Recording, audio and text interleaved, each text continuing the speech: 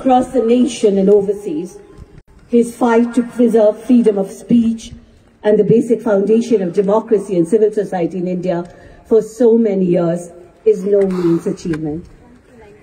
When we want to listen to the voice of sanity and sincerity in the din of sheer noise in the mainstream media, we turn to one man, Ravish Kumar. So we listen to you at prime time, Hum Log, Ravish Ki Report, Desh Ki Baat, and now Ravish Kumar Official. Your book, The Free Voice on Democracy, Culture and Nation, has revealed all the hazards and difficulties in trying to be a free thinker in India today. And finally, your very significant resignation and public revelation about the growing influence of the big capitalists on the media.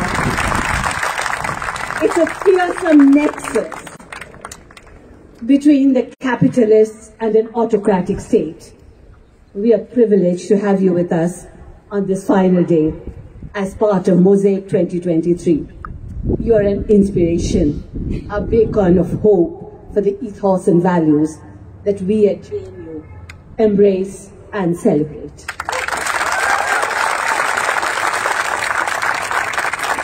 I would like to introduce my predecessor in the JNU TA, Professor Anand Kumar, an eminent sociologist who retired in 2015 after serving in the faculty for 25 years. His research and publications have been in political sociology, media and communication, social thought and globalization. Anandji has a strong interest in the destinies of social and political life inside and outside of the university, as we can see in his engagement with public political initiatives. Thank you, Professor Anand Kumar, for accepting our invitation. Now let me hand over the mic to him, and they both promised to be grilling each other. Rohit will never let me have the last word. Not at all. So there's a portrait that Ankita has drawn of Ravish ji, so she would like to give it to him. Ankita, you can come on the stage.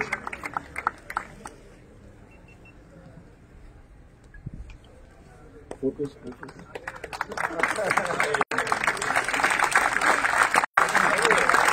उसको घुमा दीजिए.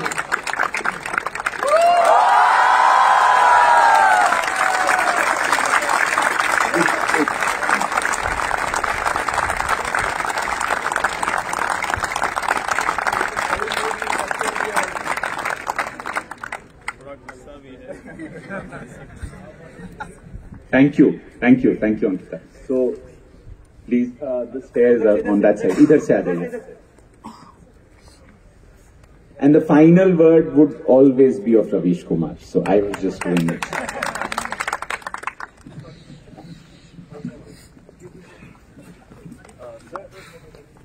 Could you hand this to Ravi? I did this from the last time. Just hand it.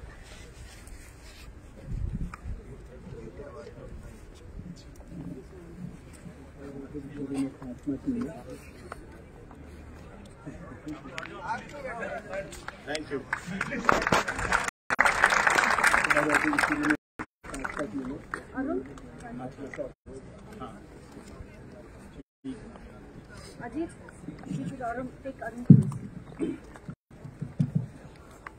Friends, it's a very rare moment in the biography of all of us.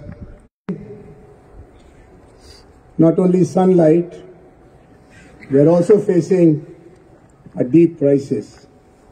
A great journey from light to darkness has been inaugurated in last few years. And in this journey towards darkness, we have a lighthouse. And this lighthouse is Ravish Kumar. अंधेरे में जब कोई फंसता है तो उसी को पता है कि अंधेरे में मशाल का होना, रोशनी का होना कितनी राहत देता है। हम लोगों के लिए मीडिया की दुनिया में रवीश कुमार जी का होना पूरे हिंदुस्तान के लोगों के लिए सच के साथ चलने की एक कवायद होती थी। लेकिन हमको ये नहीं मालूम था कि ये टेलीविजन के पर्दे पर आने वाले अंदर से इस हद तक ईमानदार होंगे।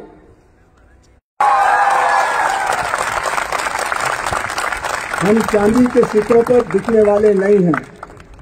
हम तुम्हारे डर से चुप रहने वाले नहीं हैं।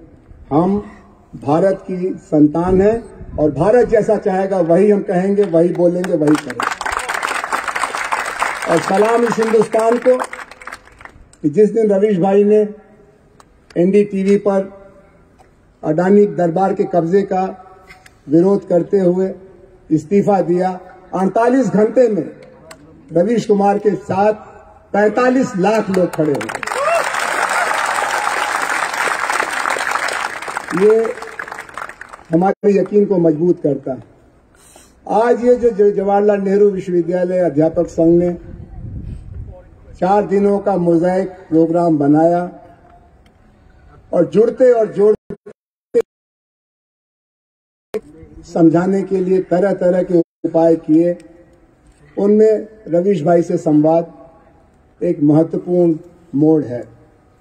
हम इनकी निगाह से हिंदुस्तान को देखते रहे हैं, इनकी जुबान से समझते। लोगों का सबसे बड़ा अरमान है, लेकिन जेएनयू पिछले कुछ वर्षों से 3-4 वर्षों से एक अनाथालय जैसा बन गया था। जिसका मन आया लाठी लेके चला आया, कभी छात्र संघ की अध्यक्षा को पीटा, कभी अध्यापिकाओं को पीटा, कभी अध्यापकों को पीटा, और दिल्ली पुलिस और भारत सरकार मिली रही, गुंडों से जुड़ी रही।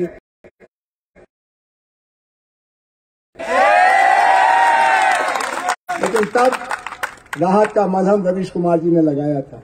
हम उसी एहसान को पूरे सम्मान के साथ आपको चुकाना चाहते हैं, क्योंकि मदद करने का सेशन है।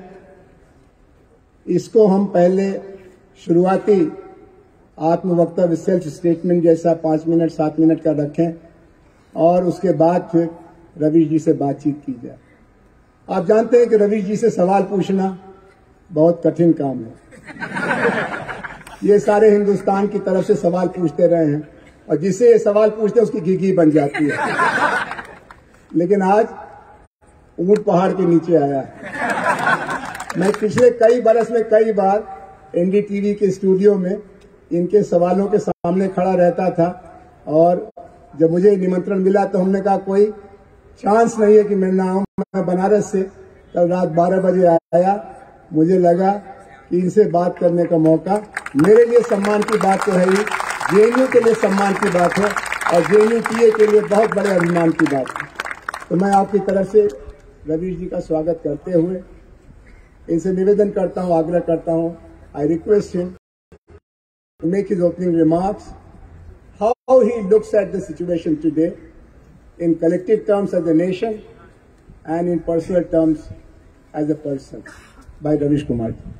बहुत बहुत शुक्रिया प्रोफेसर आनंद, बहुत बहुत शुक्रिया जेएनयू अध्यापक संघ का, जो आने की मानसिक प्रक्रिया से गुजर रहा था और जिस प्रक्रिया से मुझे गुजारा जा रहा था उसके बारे में मैं थोड़ी टिप्पणी करना चाहता हूं, जिससे अंदाजा मिल सके कि देश के हालात क्या हैं और एक व्यक्ति की जिंदगी की परिस्थितियां क्या हैं। मैं आ तो रहा था उस व्यक्ति के नाम पर बने मेले में, जिस व्यक्ति से आज तक किसी ने नहीं कहा कि तुमने अपना नाम नाना के नाम पर क्यों नहीं रखा। तो हमें नहीं मालूम कि नेहरू का नाम उनके नाना के नाम पर था या उनके दादा के नाम पर था, लेकिन नाम नेहरू था और जवाहरलाल नेहरू के नाम पर बने इस विश्वविद्यालय में मैं आया, जहां इतने शानदार। मेरी हमसफर दोस्त नैना कहा करती हैं कि बाहर तो तुम बोल लेते हो, वो फ्लूक में चल जाता होगा, लेकिन जेएनयू में बोलने जा रहे हो, थोड़ी तैयारी कर लो, यहां फ्लूक में नहीं चलेगा। लेकिन आज मैं तैयारी करके नहीं आया हूं, तो आ रहा था तो जब लोग जेएनयू में जा रहा हूं, तो उन्होंने कहा कि अरे बताया नहीं, अकेले जा रहे हो? मैंने कहा हाँ मैं अकेले जा रहा हूं। और तो जेएनयू में अकेले जा रहे हो? मैंने कहा मैं तो 3 लोगों के गुजरात में भी अकेले जाता हूं।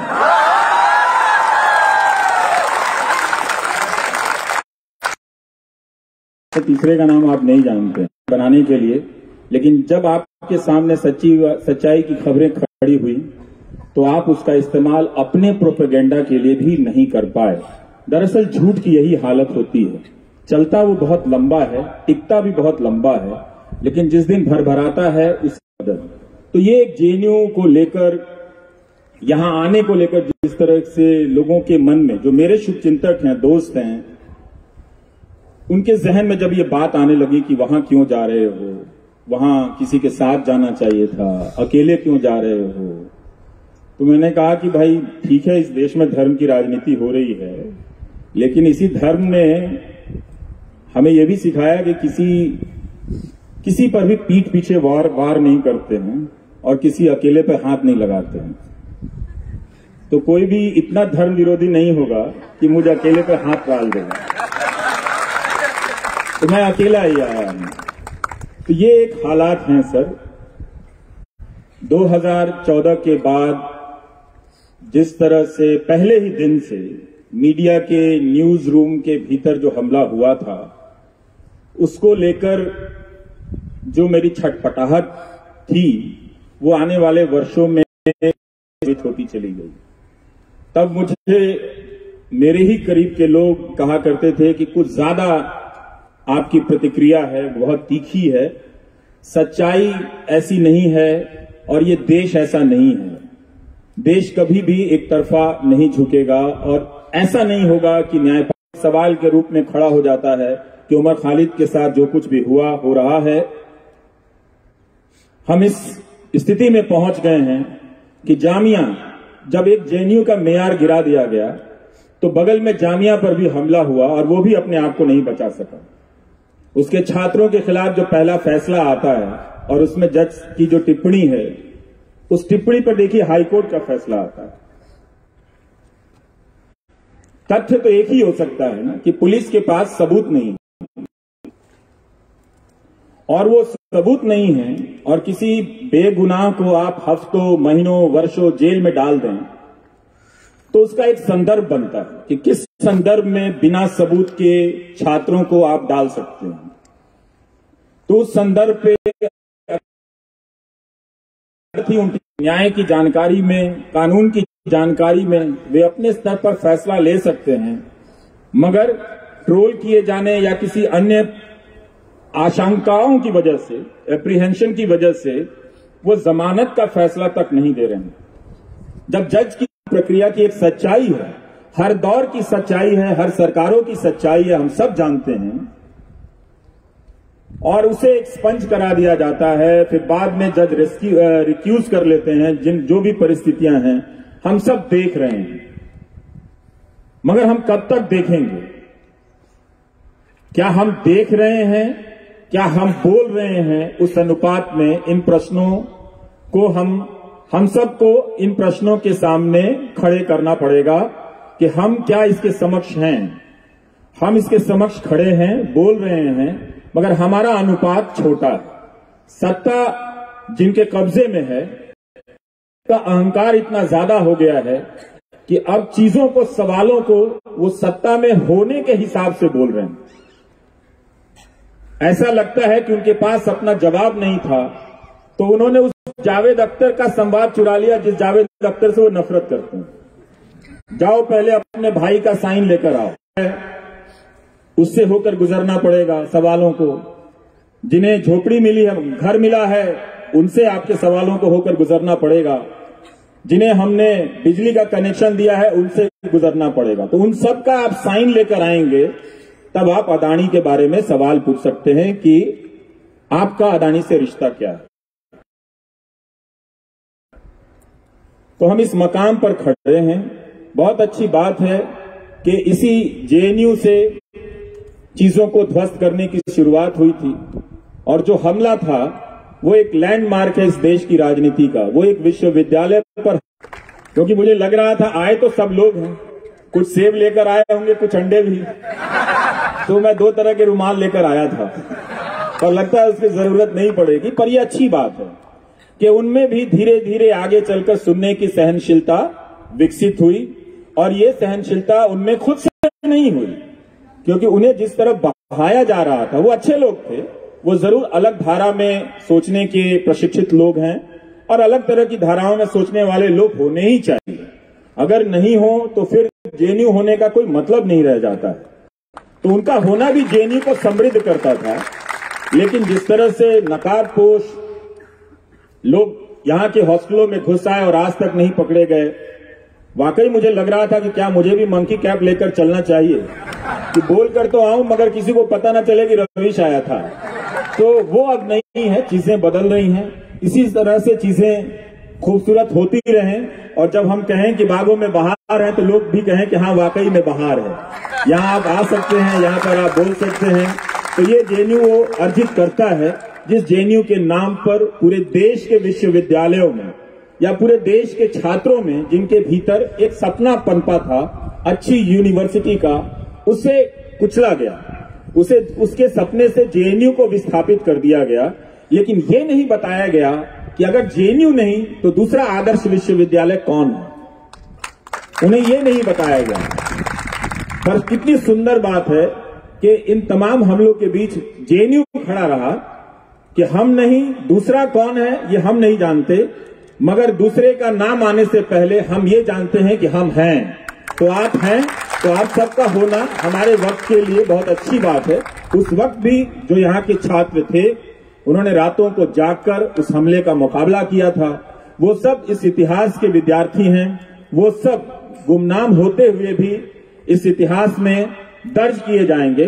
तमाम किताबों के बदल दिए जाने के बाद भी, तमाम बागों को उजाड़ दिए जाने के बाद भी, जब भी नए बाग लगाए जाएंगे उनके कुछ पेड़ उगाएंगे, और उन पेड़ों पर और उन पौधों पर उस तरह के फूल निकल आएंगे जो ऐसे हमलों के वक्त लोकतांत्रिक चरित्र का निर्वहन करेंगे और आकर सवाल करेंगे, गलत को गलत कह देंगे, और डंडा उठाकर गलत को सही कहने वालों को अपने तरीके से शर्मिंदा कर देंगे।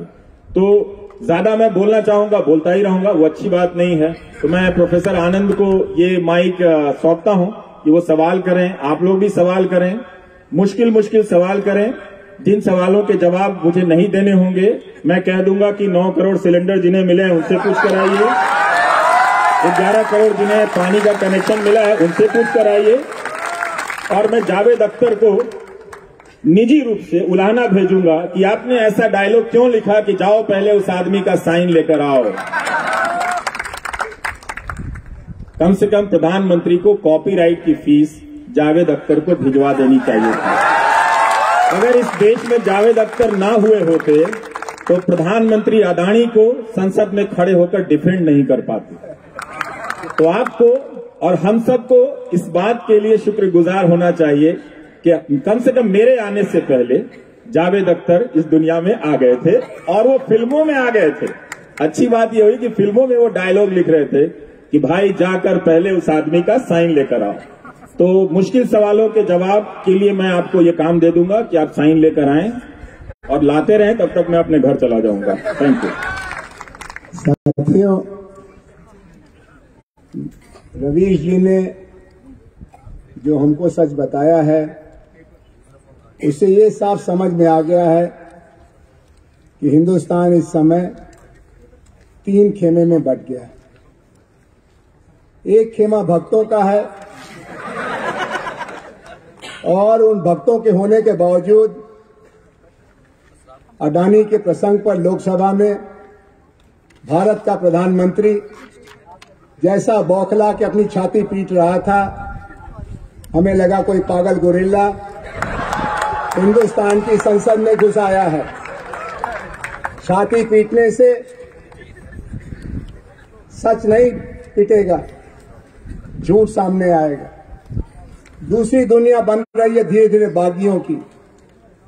बागियों का सरताज, बागियों का सरदार रवीश कुमार,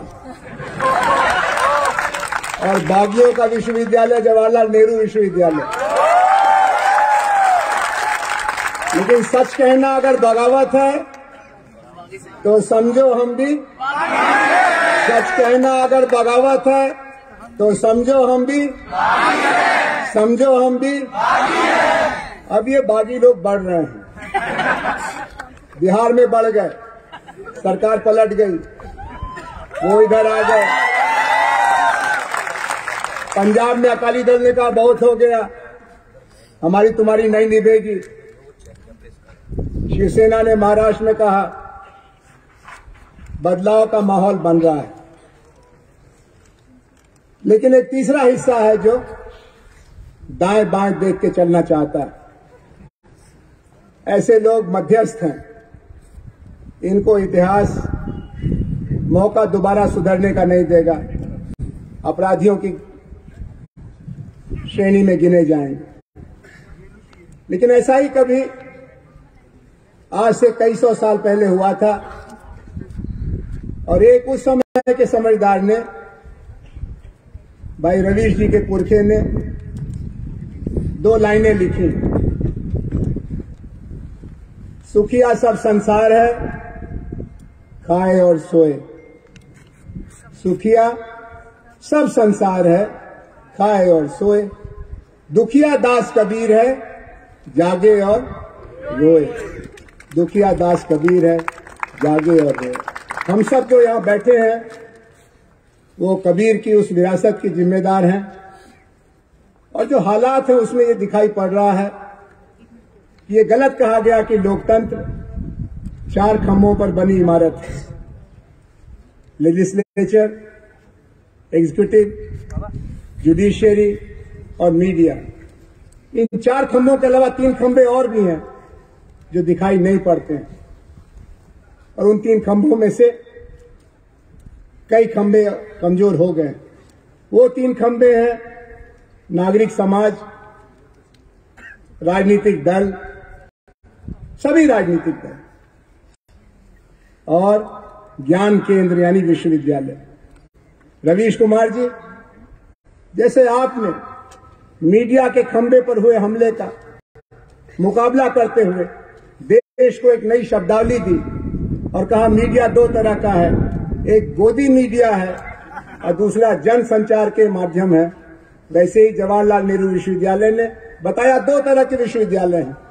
एक जहां राग दरबारी बज रहा है, जी हां जी हां जी हां, और दूसरी जगह सवाल पूछे जा रहे हैं कि ये क्यों हो रहा है और इसका इलाज क्या है।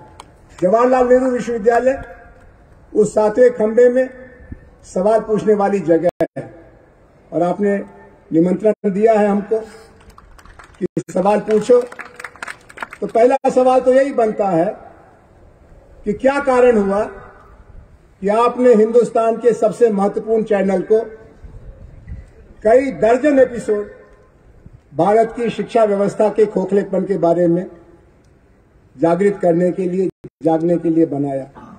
ये शिक्षा की आपके हिसाब से क्या तस्वीर है और इस तस्वीर को बेहतर बनाने के लिए आपकी निगाह में क्या करना चाहिए? भाई रवीश कुमार। शुक्रिया। हम सब, इस देश का एक दुर्भाग्य है कि ज्यादातर लोगों को आप कई पीढ़ी के लोगों से पूछें कि आपकी नजर में अच्छी यूनिवर्सिटी क्या है, तो उनके पास कोई जवाब नहीं है, उनके पास कोई उदाहरण नहीं है। कई पीढ़ी, आज की पीढ़ी से भी, हमसे पहले की पीढ़ी से भी, उनसे पहले की पीढ़ी से, तो वो 2-3 जवाबों के बाद खत्म हो जाता है कि अगर आप IIT नहीं गए हैं, अगर आप JNU नहीं गए हैं। लेकिन देश में और भी कई सैकड़ों विश्वविद्यालय हैं। तो मुझे बार बार, जब 2014 के बाद नौजवान बहुत हमलावर हो गए, कहीं भी दौड़ पड़ते थे, दौड़ाने लग जाते थे, तो मुझे लगता था कि यही इन लड़कों में ये दुर्गुण कहां से आ गया। मतलब ठीक है, हर समय के नेता जनता को अलग तरीके से बांधने, हाँकने की कोशिश करते हैं, पर ये तो एक नेता के लिए पूरी जनता मुझे ही दौड़ाई जा रही है। तो बार बार मैं इसे समझने की कोशिश कर रहा था और जो हजारों व्हाट्सएप मैसेजेस आ रहे थे, उन सबको पढ़ते हुए लगा कि ये क्लिक क्यों कर रहा है, इसको लिखने वाला कौन है। तो मैं एक निष्कर्ष पर पहुंचा कि जो लिखने वाला है वो बहुत ही हाई क्वालिटी के ट्रेंड लोग हैं जो व्हाट्सएप लिख रहे थे, जिनका आप जैसे लोगों की बिरादरी के लोग मजाक उड़ा रहे थे। पर मैं उनकी उस भाषा का, उस कंस्ट्रक्ट को बहुत गौर से देख रहा था कि इसके पीछे बहुत ही प्रबुद्ध लोगों का दिमाग है और बहुत ही हाई एंड लेवल पे जाके, या मतलब आपके ही स्किल का कोई प्रोफेसर, आपके ही स्किल का कोई स्टूडेंट या आपके ही स्किल का कोई रिसर्चर ये काम कर रहा था, जो एक झूठ को इस तरह से, ऐतिहासिक झूठ को, धार्मिक झूठ को इस तरह से कंस्ट्रक्ट कर रहा था कि उन लोगों को लग रहा था कि पहली बार उन्हें नॉलेज मिला। तब बात मुझे समझ में आई कि ज्ञान का अंतर या ज्ञान की असमानता इस देश में आर्थिक असमानता से भी ज्यादा है। हम और आप में पैसे का बहुत फासला हो सकता है, आप छात्रों के बीच भी पैसे का बहुत फासला हो सकता है। क्योंकि आप जेएनयू में हैं तो आप सभी का एक स्तर है, तो वो वहां भी फासला है, मगर उन फासलों में काफी अंतर है, बहुत कम दूरियां हैं।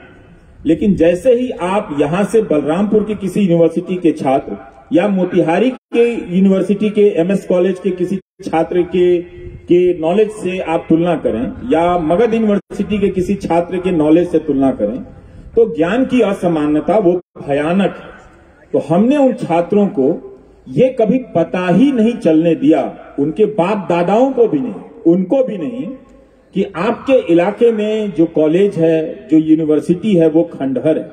हजारों के हजारों छात्र हर साल पास होकर निकलते रहे, पर उन्हें पता ही नहीं चला कि अच्छी मिठाई होती क्या है। तो वो स्वाद नहीं दिया गया। वो स्वाद उन्हें व्हाट्सएप से मिलने लगा था और उसके रंगीन अक्षरों से, उसकी रंगीन डिजाइन से मिल रहा था, जिसे वो पहली बार ज्ञान के रूप में ग्रहण कर रहे थे।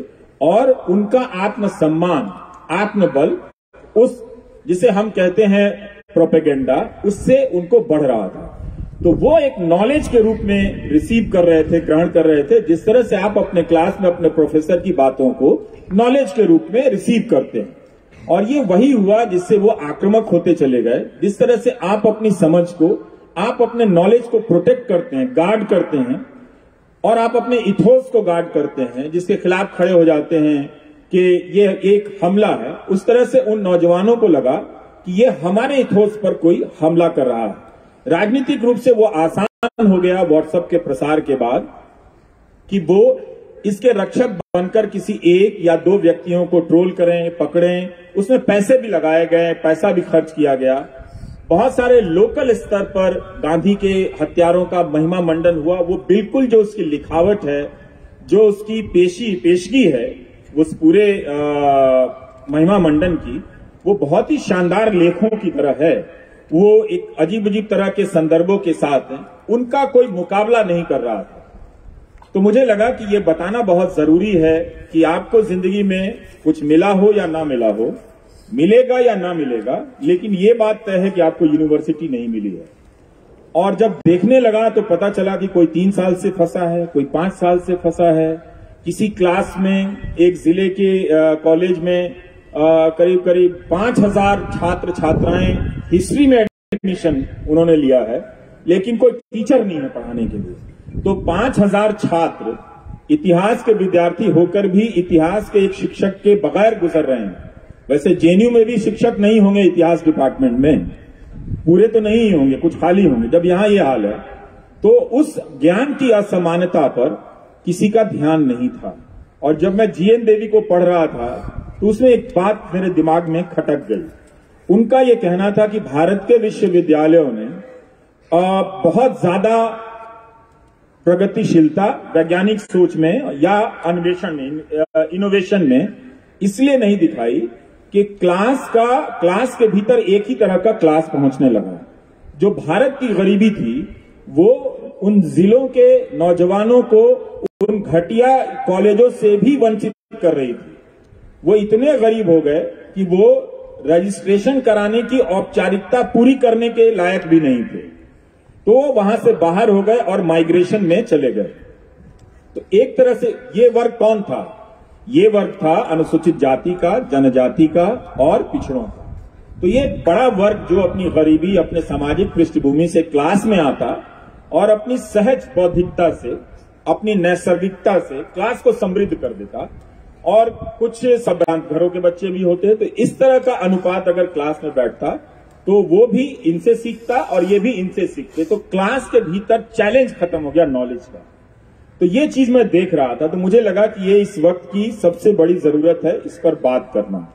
जब नौजवान आने लगे तो कहते थे कि हम चाहते हैं कि आप मुझ पे, हमारी यूनिवर्सिटी पे फोकस करें, पर हम मोदी समर्थक हैं और रहेंगे। तो हमने कहा आप जीवन भर रहें, मुझे उससे कोई समस्या नहीं है। अगर आपने राजनीतिक शादी कर ली है, आप निभाइए उसे, मुझे उससे कोई समस्या नहीं है। आप मुझे बताइए कि अगर मैं ये बात उठाऊं तो क्या आप नहीं चाहेंगे? उन्होंने कहा नहीं, हम चाहते हैं कि हमें अच्छा शिक्षक मिले, हम चाहते हैं हमें अच्छी किताब मिले। तो उससे एक प्रेरणा मिली। उसके बदले में फीस मुझे भी दी गई कि वो नौजवान मोदी समर्थक बने रहे, पर उन्होंने मुझे गालियां देनी बंद कर दी या कम कर दी।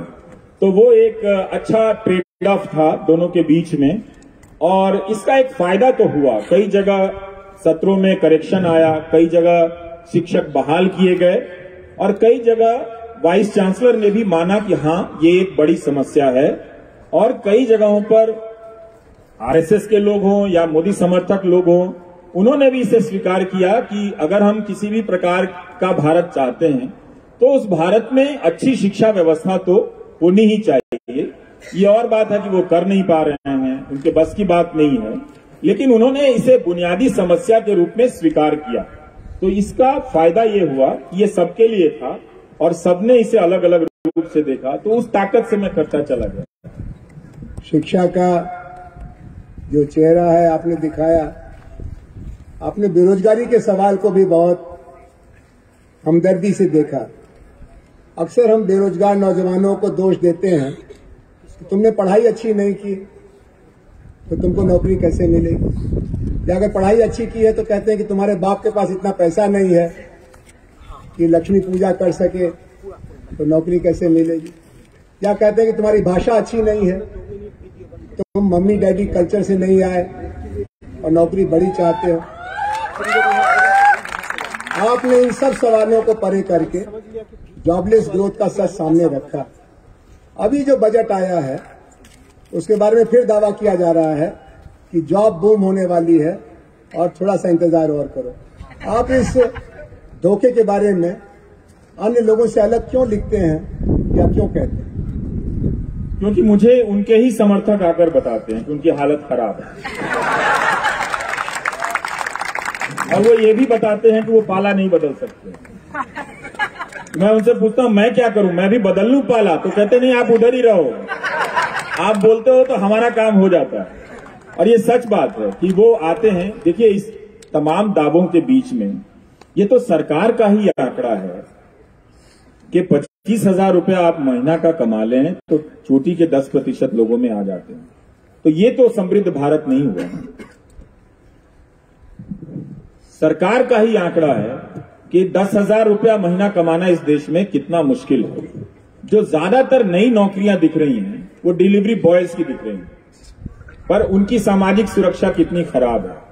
आप उनको देखिए कि वो कम पैसे में दिन रात, उस वक्त में जब सड़क पर बाइक चलाने के लिए जगह नहीं है, उसी जैम के भीतर में उनके लिए एक रोजगार आया है जो डिलीवरी कर रहे हैं, घरों में भाग रहे हैं, हाँफ रहे हैं, लेकिन महीने का 10,000 या 20,000 रुपया भी नहीं कमा पा रहे हैं।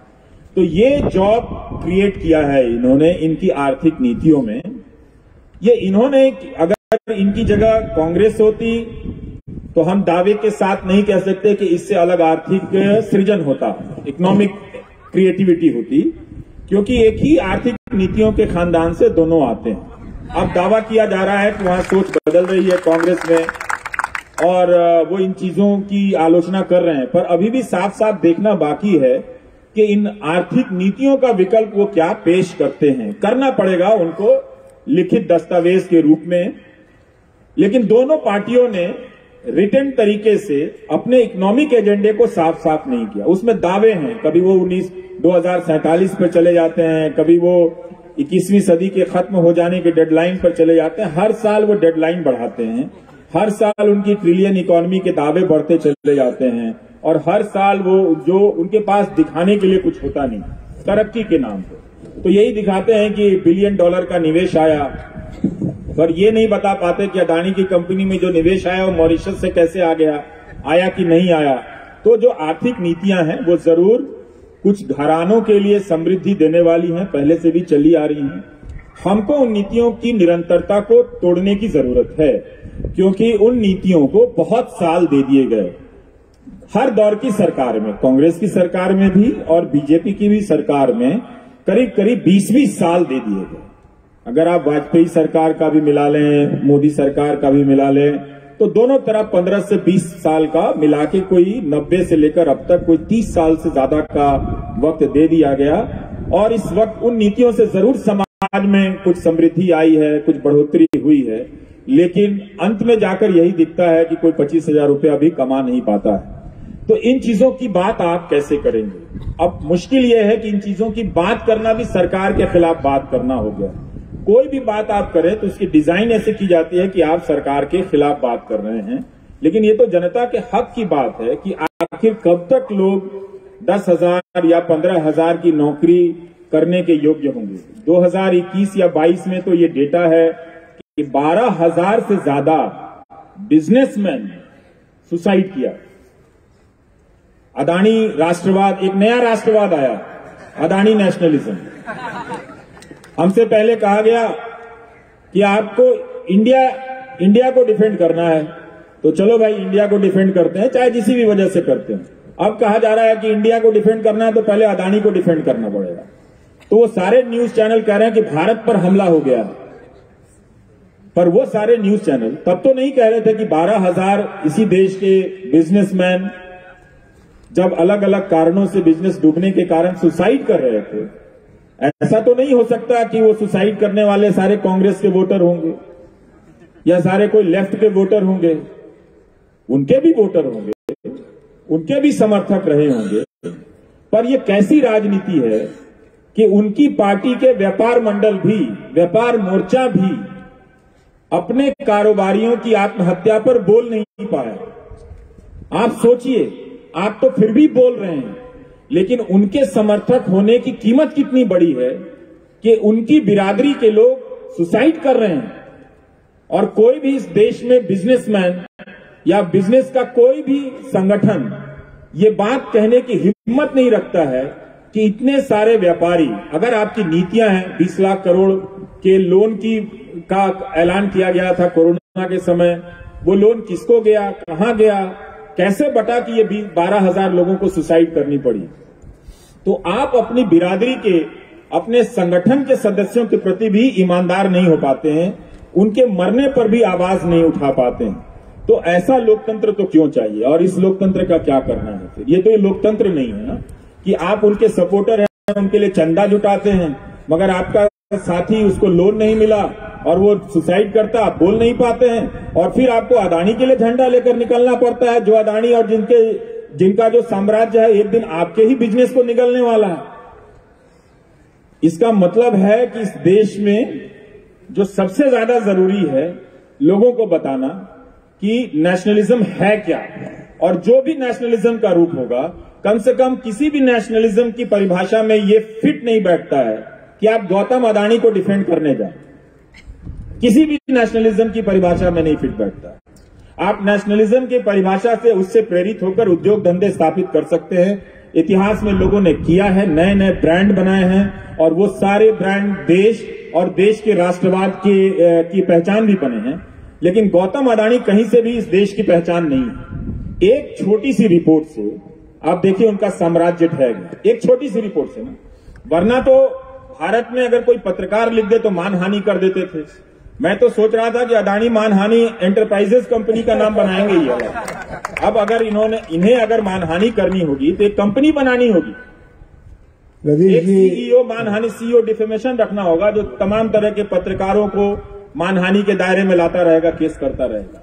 तो हम सबको इन सब आर्थिक असमानताओं को और ज्ञान की असमानता को मुझे लगता है कि सबसे ऊपर रखने की जरूरत है।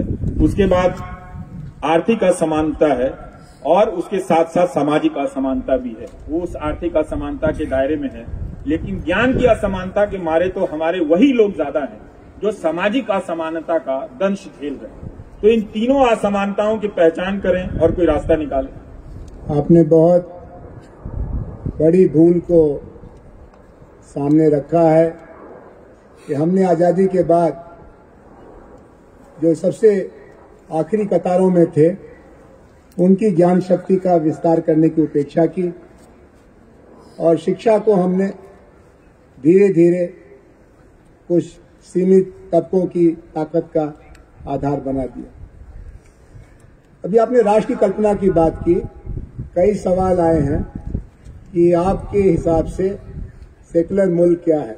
इसमें एक सवाल जो सबसे दूरी से आया है वो ये कि sir, do you think new secularism is equal to anti Hindu?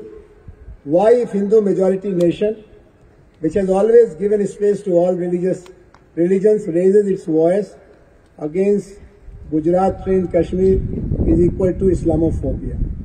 तो आपकी निगाह में एक सेकुलर मुल्क के क्या मायने हैं और उसमें विभिन्न धर्मों, विशेष तौर पर हिंदू धर्म के अनुयायियों के बारे में जब कभी कोई खराब बातें होती हैं तो उसके बारे में क्या दृष्टिकोण रखना चाहिए?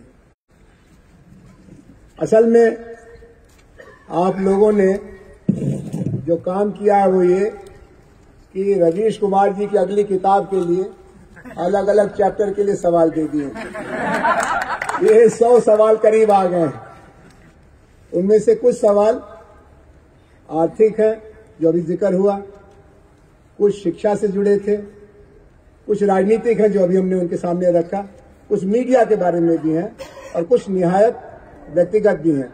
तो अगले समय में, क्योंकि हम चाहेंगे कि रवीश जी बिना हमारे बीच की टिप्पणी के बोले, तो एक टुकड़ा ये अभी भारत की राजनीति और राष्ट्र निर्माण की रणनीति के बारे में, इसके बाद मीडिया कल्चर के बारे में और इसके बाद इनकी पर्सनल जो ट्रेजेक्ट्री बन रही है उसमें इनको साहस कहाँ से मिल रहा है, उसमें ये तन के खड़े क्यों हैं, ये झुक के चल क्यों नहीं रहे हैं, ये रेंग क्यों नहीं रहे हैं, ये उनका चप्पल अपने सिर पर लेके घूम क्यों नहीं रहे हैं, ये सवाल हम इससे उठाए। तो हमने आपसे पूछा कि बहुत सारे सवाल आए हैं इस सवाल के बारे में कि सेकुलर मुल्क कैसा होना चाहिए और भारत में जो धार्मिक विविधता है उसमें क्या सेकुलरिज्म और बीइंग एंटी हिंदू एक दूसरे के करीब आ गया? बहुत अच्छा सवाल है, सब सवाल ही अच्छे हैं, लेकिन मुझे वो अच्छा लग रहा है जो लोग पेड़ के नीचे खड़े होकर सुन रहे हैं, क्योंकि मैंने ज्यादातर रैलियों को पेड़ के नीचे ही खड़े होकर सुना है। तो मुझे आज यहाँ अच्छा नहीं लग रहा है कि यहाँ कोई और बोल रहा होता मैं वहां होता। आज जरूर शुरुआत इसकी आपने बागी की बात की, मैं वहां से शुरू करता हूँ, देशद्रोही की बात से। तो अब तो आप कोई भी बात कहिए तो आपका जब देशद्रोही का टैग है वो लग जाता है। तो मैं सोचता हूँ देशद्रोही कौन होता है? देशद्रोही हमेशा जो वही होते हैं जो सत्ता में होते हैं, क्योंकि जनता में जो होता है वो विद्रोही होता है। तो ये जो देशद्रोही लोग हैं ये संविधान की शपथ लेते हैं और संविधान का उल्लंघन करते हैं, फर्जी यूएपीए लगा देंगे, फर्जी एनएसए लगा देंगे। तो इनसे बड़ा तो कोई देशद्रोही नहीं हुआ ना। आम जनता ने तो अपनी सामाजिक आर्थिक जिम्मेदारियों का निर्वहन करने के लिए शपथ नहीं ली, वो संविधान की बदौलत उसका नागरिक जरूर है, पर ये तो जब जिस दफ्तर में जाते हैं बाकायदा उस किताब की शपथ लेते हैं और ठीक उसका उल्लंघन करते हैं। तो जो स्कोप देशद्रोही होने का है वो पावर में बैठे लोगों का ज्यादा है। जनता में ज्यादा से ज्यादा लोग विद्रोही हो सकते हैं, है कि नहीं सर? अब रही बात कि भारत में जो नागरिकता और उसकी अवधारणा को आम जनों के बीच में ठीक से नहीं समझा गया, उस पर बहुत ज्यादा बहस नहीं हुई भी तो आज के दौर में इतना जब संचार विकसित नहीं था तो जनता के बीच नहीं हुई। तो जनता ने उस नागरिकता को अपने तरीके से समझा और बहुत खूबसूरत तरीके से समझा। लेकिन जब ये संचार के साधन माध्यम जब आए, तरह तरह का मीडिया जब आया, नाम उसका मीडिया हुआ, उसमें से मीडिया का काम ही गायब हो गया। तो जो संवैधानिक कॉन्स्टिट्यूशनल सिटीजनरी होनी चाहिए थी, उसके जगह एक धार्मिक नागरिकता खड़ी करने की कोशिश की गई। और उसके साथ साथ धार्मिक नागरिकता, आप हिंदू नागरिकता कह सकते हैं, और अब उस तरह से अब किताबें भी लिखी जा रही हैं इस तरह के थीम पर। आज ही मैं किसी किताब का टाइटल देख रहा था। तो एक धार्मिक नागरिकता खड़ी करने की कोशिश की गई, और इस नागरिकता का जो आधार था उसमें सूचना गायब, सूचना थी नहीं। सूचना, हम सब ज्यादातर लोग इस देश में सूचना विहीन नागरिकता जीते हैं। ज्यादातर लोग अखबार और टेलीविजन या किसी भी प्रकार की सूचना से, ईमानदार सूचना से दूर रहे, लंबे समय तक दूर रहे। उनके पास इंस्टीट्यूशंस के भीतर जो खराबियां आ रही हैं, उन खराबियों की जानकारी जो पहुंचती थी उसके माध्यम राजनीतिक दल ही थे, विरोधी दल थे, विपक्ष के दल थे, उससे ज्यादा पहुंचा करती थी कि इंदिरा गांधी ने क्या किया या किसी दूसरे प्रधानमंत्री ने इन इंस्टीट्यूशंस का क्या किया है। तो सबसे पहले विपक्ष पर हमला किया गया। आपके भीतर से विपक्ष के होने की संभावना समाप्त कर दी गई। इंफॉर्मेशन को करप्ट कर दिया गया सर। जब इंफॉर्मेशन करप्ट हो जाए तो और आपके पास इंफॉर्मेशन ना हो तो आप नागरिक हो सकते हैं कहलाने के लिए, पर नागरिकता का जो धर्म होता है उसे निभाने के लिए आप इक्विप्ड नहीं होते हैं, उससे लैस नहीं होते हैं। तो एक धार्मिक नागरिकता थोपी गई, जिसे आप हिंदू नागरिकता के तौर पर देख सकते हैं। राजनीति में धर्म का आना, कई लोग कहते हैं कि हमारा देश कई तरह के धर्मों का देश है, और राजनीति को, सामाजिक आचार व्यवहार को आप धर्म से अलग नहीं कर सकते, बिल्कुल नहीं कर सकते हैं। नेता धार्मिक समारोहों में आते जाते रहेंगे, चाहे वो व्यक्तिगत रूप से जाएं या राजनीतिक रूप से जाएं या उनका जो भी करें। लेकिन मेरी अपनी समझ है कि राजनीति में जब धर्म आता है तो वो राजनीति में अधर्म पैदा करता है। राजनीति में जब धर्म आता है तो धर्म की राजनीति करने वालों के बीच वो साहस खत्म कर देता है, सत्य को सुनने की साहस खत्म कर देता है। धर्म की दुकान या धर्म का अस्तित्व या धर्म का महात्म्य, इंपॉर्टेंस जो है, रेलेवेंस जो है, इस बात पर है कि आप कुछ एथिकल कोड का पालन करेंगे। कोई भी रिलीजन इस बात का दावा करता है कि वो एक सर्टेन एथिकल कोड में विश्वास करता है, इसलिए वो धर्म के अनुयायियों को ये कहता है कि तुम झूठ मत बोलो, तुम सच बोलो। लेकिन यहां तो लोग गीता पर हाथ रखकर ही झूठ बोल रहे होते हैं और उस ऊपर से गीता जयंती भी मना रहे होते हैं। और अगर आप सच बोलें तो आपका जो प्लेटफॉर्म है, जिस कुर्सी पर हम दोनों बैठे हैं, पता नहीं कौन खरीद के ले जाए, तो वो भी गायब हो जाता है। तो एक ऐसे देश में जब धर्म की स्थापना राजनीति में या मुल्क के चरित्र के रूप में की जाए तो थोड़ा संदेह से देखना चाहिए। सेकुलर मुल्क वो मुल्क होता है जहां पर संविधान की बुनियादी समझ ज्यादा से ज्यादा। हम सेकुलर मुल्क थे, अभी भी हैं, उसे बदलने की बहुत कोशिशें की जाती हैं, कर भी चुके हैं बहुत हद तक, मगर उसकी आत्मा, उसके बीज अभी खत्म नहीं हुए हैं। लेकिन होता यह है कि संविधान की समझ इतनी कमजोर है लोगों में, उसके प्रति निष्ठा इतनी, उसे कमजोर इसलिए कहेंगे कि जानकारियां कम। बहुत सारे लोग इस देश में मिल जाएंगे जिन्होंने संविधान की किताब नहीं देखी। वो तो भला हो बहुजन मूवमेंट का कि बीएसपी की रैलियों से लेकर अंबेडकर जयंती की रैलियों में संविधान की कॉपी बिका करती है। आप और भी कोई, और ये मुझे लगता है, मैं दुनिया के हर देश में नहीं गया हूं, पर मेरा अपना मानना है, हो सकता है कि गलत भी हूं, मेरा अपना मानना है कि भारत ही एक अजूबा देश है जहां पर किसी भी वजह से, डॉक्टर अंबेडकर की वजह से ही संविधान की कॉपी किसी की जयंती के नाम पर हो रहे मेले में बेची जाती है। लोग संविधान को गीत के रूप में गाते हैं और उनके गीतों में जो भीम गीत है, जो अंबेडकर के गीत हैं, जो मराठी में ज्यादा लोकप्रिय हैं और भी दूसरी भाषाओं में होंगे ही, उसमें संविधान का जो थीम है वो ज्यादा है। तो उस देश में भी अगर ये ना होता तो बहुत सारे लोग संविधान की किताब या कॉपी का दर्शन तक नहीं किए होते। अगर कांशीराम की राजनीति ना आई होती तो लोगों ने अंबेडकर की प्रतिमा तो देखी, पर यह नहीं देखा कि उस प्रतिमा में एक किताब भी है। उस किताब के बगैर बहुत कम अंबेडकर की मूर्तियां लगाई गई। अगर एक हाथ उनका उठा हुआ है, एक उंगली सामने की तरफ है, तो एक हाथ में वो संविधान की किताब भी है। तो कॉन्स्टिट्यूशन को जनता के बीच ले जाने का काम अभी भी पूरा नहीं हुआ। बहुजन मूवमेंट ने हमें ये राजनीतिक विरासत में सौंपने का काम किया है, या उसे आप अंबेडकर मूवमेंट कहें जिसने महाराष्ट्र में ये काम किया है, तो संविधान जनता तक पहुंचा नहीं। तो नागरिकता या देश, इसकी समझ आप जरूर धर्म, उसकी संस्कृतियों, क्योंकि ये सब उसकी शिराएं हैं, इसके बगैर तो शरीर बनता नहीं है, मगर आत्मा तो संविधान है। और जो सेक्युलर देश है उसका मतलब यह है कि वो कॉन्स्टिट्यूशनल देश हो। उसका मतलब है कि आप संविधान की नजर से सबको बराबर समझें। उसका मतलब ये नहीं कि आप किसी एक धर्म के लोगों को आप इतना प्रताड़ित कर दें, उसके अधिकार बोध खत्म कर दें और दूसरे लोग शांतिपूर्ण तरीके से उसे देखें, सहमति जताएं। नागरिक हम नहीं हैं। नागरिक अगर हम होते तो एक नागरिकता के आधार पर दूसरे नागरिक के साथ हो रही गलतियों को, जातियों को हम महसूस करते। हम सामाजिक जरूर हैं, हम पारिवारिक बहुत ज्यादा हैं। तो अपने परिवार में कोई बीमार होता है तो हम बहुत चिंतित होते हैं। अपने देश में किसी को अवैध रूप से सिद्दीक कप्पन, जिसने वो रिपोर्ट तक ना लिखी और उसे 28 से 18 महीने के लिए जेल में डाल दिया गया, हम उसके दर्द को महसूस भी नहीं करते हैं। ये इसलिए नहीं होता है क्योंकि हमारे भीतर नागरिकता नहीं है, हमारे भीतर संविधान आधारित राष्ट्र नहीं है, हमारे भीतर संविधान आधारित सेक्युलर समझ नहीं है। हमने सेक्युलरिज्म को हमेशा धर्म के कॉन्टेक्स्ट में समझा है, हमने सेक्युलरिज्म को कॉन्स्टिट्यूशनल ड्यूटी के रूप में नहीं समझा है। संविधान ने बाद में इसे जोड़ा गया या नहीं जोड़ा गया, संविधान ने अपने तमाम अधिकारों से और अपने तमाम बिंदुओं से हम सबको यही कर्तव्य दिया कि आप एक दूसरे के लिए महसूस करेंगे, एक दूसरे के लिए सुरक्षा चौकीदार बनने का काम करेंगे।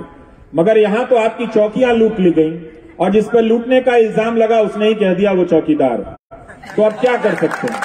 तो मेरी नजर में ये बहस चलती रहनी चाहिए।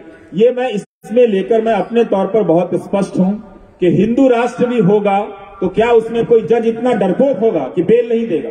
तब तो हमें ऐसा हिंदू राष्ट्र भी नहीं चाहिए। जो लोग हिंदू राष्ट्र की कल्पना में दिन रात खपाए बैठे हैं, मैं उन्हीं को बुलाकर पूछना चाहता हूं कि तुमने ऐसा हिंदू राष्ट्र क्यों चाहा कि जहां एक जज इंसाफ ना कर सके?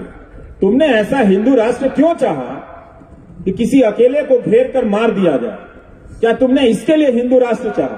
अगर आपको इतिहास में मौका मिला ये बनाने के लिए, तो क्या आपने ये उत्तम आदर्श प्रस्तुत किया कि आप गौतम अडानी को लेकर सवाल उठा तो आप बोल नहीं पाए? क्या आप हिंदू धर्म का ये कमजोर चेहरा देखना चाहते हैं? हर धर्म अपने अनुयायी को एक चरित्र देता है और वो चरित्र है, आप सिख धर्म में जाइए, सिख धर्म ने सिखों को क्या दिया है? सिख धर्म ने सिखों को एक चरित्र दिया है, कैरेक्टर दिया है। आप हो जाए कुछ भी, गुरुद्वारे में जाकर लंगर के बाहर जूते साफ करने पड़ेंगे। वो अपनी मर्सिडीज से उतरकर जूते साफ करते हैं। वो जाते हैं, खालसा इंटरनेशनल बनाकर टर्की में और सीरिया में मदद करने चले गए हैं। तो क्या ये हिंदू राष्ट्र के अगर सबसे बड़े नायक हैं, तो क्या ये उनका किरदार है कि जब आरोप लगे तो आप जावेद अख्तर का डायलॉग चुरा कर बोलते हैं, जाओ पहले उसका साइन लेकर आओ? तो ये क्या किरदार है? तो हम किसी भी तरीके से हिंदू राष्ट्र का कोई शिखर नहीं देख रहे हैं। अगर ये सपना था, जिस सपने को लेकर 100 साल चले हैं, तो हम उन्हीं की बात करते हैं। आपने ये दिखाया हमें कि आपने एक ऐसा अपना श्रेष्ठ नेता दिया जो अडानी का नाम लेकर नहीं बोल सकता। इतना ही कहा जा सकता था कि जांच होगी, आप जांच पर भरोसा कीजिए, पर तब तक आप नहीं कह सके। आप लगे सरकारी योजनाओं का पैम्पलेट पढ़ने के लिए। वो तो हम सब जानते हैं आपकी योजनाओं के बारे में, कौन नहीं जानता है? तो अगर आप किसी धर्म के बारे में, अब 8 साल हो गए, तो आप बताइए कि उस धर्म की संकल्पना के हिसाब से आपने क्या दिया? ये ऐसा गुलाम मीडिया दिया जो सरकार से सवाल नहीं कर सकते। अगर आप हिंदू राष्ट्र में यकीन ही करते हैं तो प्रधानमंत्री नरेंद्र मोदी उसके श्रेष्ठ नागरिक हैं, है कि नहीं? लेकिन वो तो 8 साल से प्रेस कॉन्फ्रेंस नहीं कर सके। तो हिंदू धर्म तो सबसे खुला धर्म है। आप कहीं से कोई आ जाइए, एक संप्रदाय बना लीजिए, एक देवता ले आइए, सब कहेंगे हमें स्वीकार है, ले आइए इनको भी। आप इससे बगावत करके कोई संप्रदाय बनाना चाहते हैं, बना लीजिए, वो भी स्वीकार है। वो चल रहा है इतने हजारों साल की परंपराओं से। इसी धर्म में, धर्म के आज दयानंद सरस्वती जी की जयंती मनाई जा रही है, शायद दिल्ली में रैलियां निकल रही हैं, लेकिन दयानंद सरस्वती जी तो बनारस चले गए थे शास्त्रार्थ करने, पुराणों को लेकर। उन्होंने कहा कि मूर्ति पूजा का कोई प्रावधान नहीं है, बाकायदा वो शास्त्रार्थ हुआ था। तो किसी ने उन्हें पत्थर तो नहीं मारे ना बनारस में। वो एक पार्क में गए, तमाम तरह के पंडित आए ये समझाने के लिए कि मूर्ति पूजा का प्रावधान है, ये कहते थे मूर्ति पूजा का प्रावधान नहीं। तो आप दयानंद सरस्वती की जयंती मना सकते हैं, पर दयानंद सरस्वती से दयानंद सरस्वती को मत छीनिए। आप धर्म के नाम पर यही कर रहे हैं। तो धर्म के नाम पर 8 साल में अभी तक आपने कोई भी ऐसा आदर्श स्वरूप स्थापित नहीं किया। तो इसका मतलब है कि उसमें स्थापित करने के लिए कोई संभावना ही नहीं है। जो भी आदर्श कायम करने की संभावना है वो एक सेकुलर राष्ट्र में ही है, वो एक संवैधानिक राष्ट्र में ही है, जहां सबको बराबर का अधिकार मिलता है, जहां किसी पे फर्जी मुकदमे नहीं डाले जाते। आप हर चीज का पहले का उदाहरण दे देते हैं। तो आप क्या कर रहे हैं? आपने कौन सा आदर्श प्रस्तुत किया? तो ये बता दीजिए ताकि हम भी उसको देखें, जो उसके आलोचक हैं वो भी देखें कि हाँ भाई ये कुछ श्रेष्ठ चीजें ले आए हैं हिंदू धर्म के नाम पर। आप तो उसका मेयार छोटा कर रहे हैं। जिस धर्म ने धर्म के भीतर धर्म के इतने बड़े बड़े आलोचक दिए, जिसकी बुराइयों को लेकर आज तक आंदोलन चल रहा है, चला ही है ना, जाति प्रथा को लेकर आंदोलन तो चल ही रहा है ना, और चलता ही रहेगा। कौन लाया? आप इस पे चले जाए, आधे अधूरे तरीके से बात करते हैं, पर उसको प्रिजर्व करने वाली संस्थाओं के साथ आप ही उठते बैठते हैं। क्या आप मना कर देंगे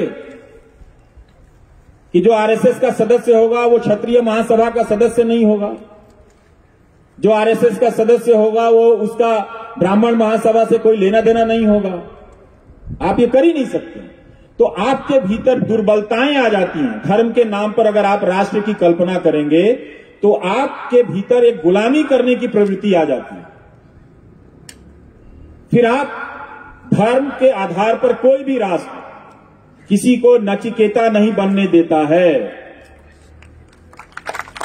रवीश जी, इसी धर्म में प्रश्नोपनिषद है कि नहीं है ना? लेकिन आज आप प्रश्न कर दीजिए तो आपको देशद्रोही कहा जाता है। आप प्रश्न ना कर सके चैनल खरीद लिया जाता है। आप प्रश्न ना कर सके 8 साल से प्रेस कॉन्फ्रेंस में नहीं आते हैं। आपको लगे कि आप प्रश्न कर सकते हैं आपके सामने, तो किसी एक्टर को कनाडा से ले आते हैं।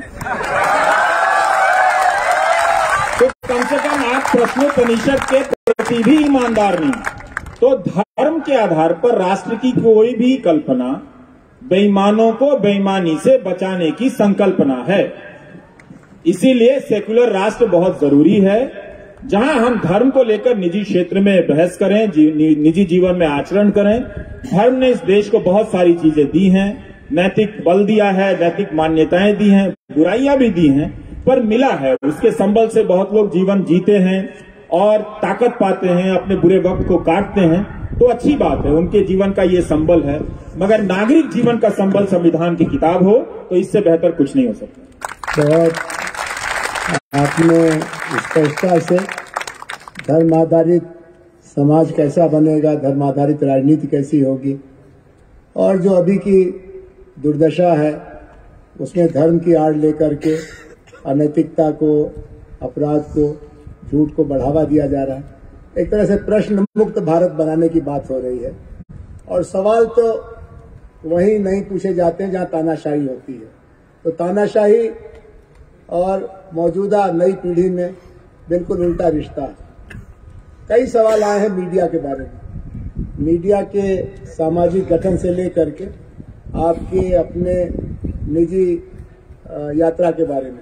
उसमें से एक जो रिप्रेजेंटेटिव लगता है मैं पढ़ देता हूं, to Shri Ravish Kumar, sir, we have been watching you for so long, and we really appreciate your decision of resigning the new channel of NDTV.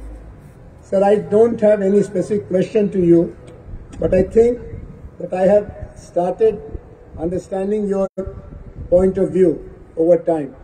But sir, would request you to describe your mental state and condition before resigning, as well as how do you look at the present national situation. Bottom line here, Ravi ji, how do you look or see India in upcoming 10 years? ये तो हम भी जानना चाहेंगे कि रवीश कुमार, जिन्होंने WhatsApp university का पैदा होना देखा, जिन्होंने गोदी मीडिया का जन्म देखा, जिन्होंने अडानी का बढ़ता हुआ माया जाल देखा, और कितना बुरा वक्त देखेंगे, और ये पूछना चाहते हैं। आपकी आशा का आधार क्या है?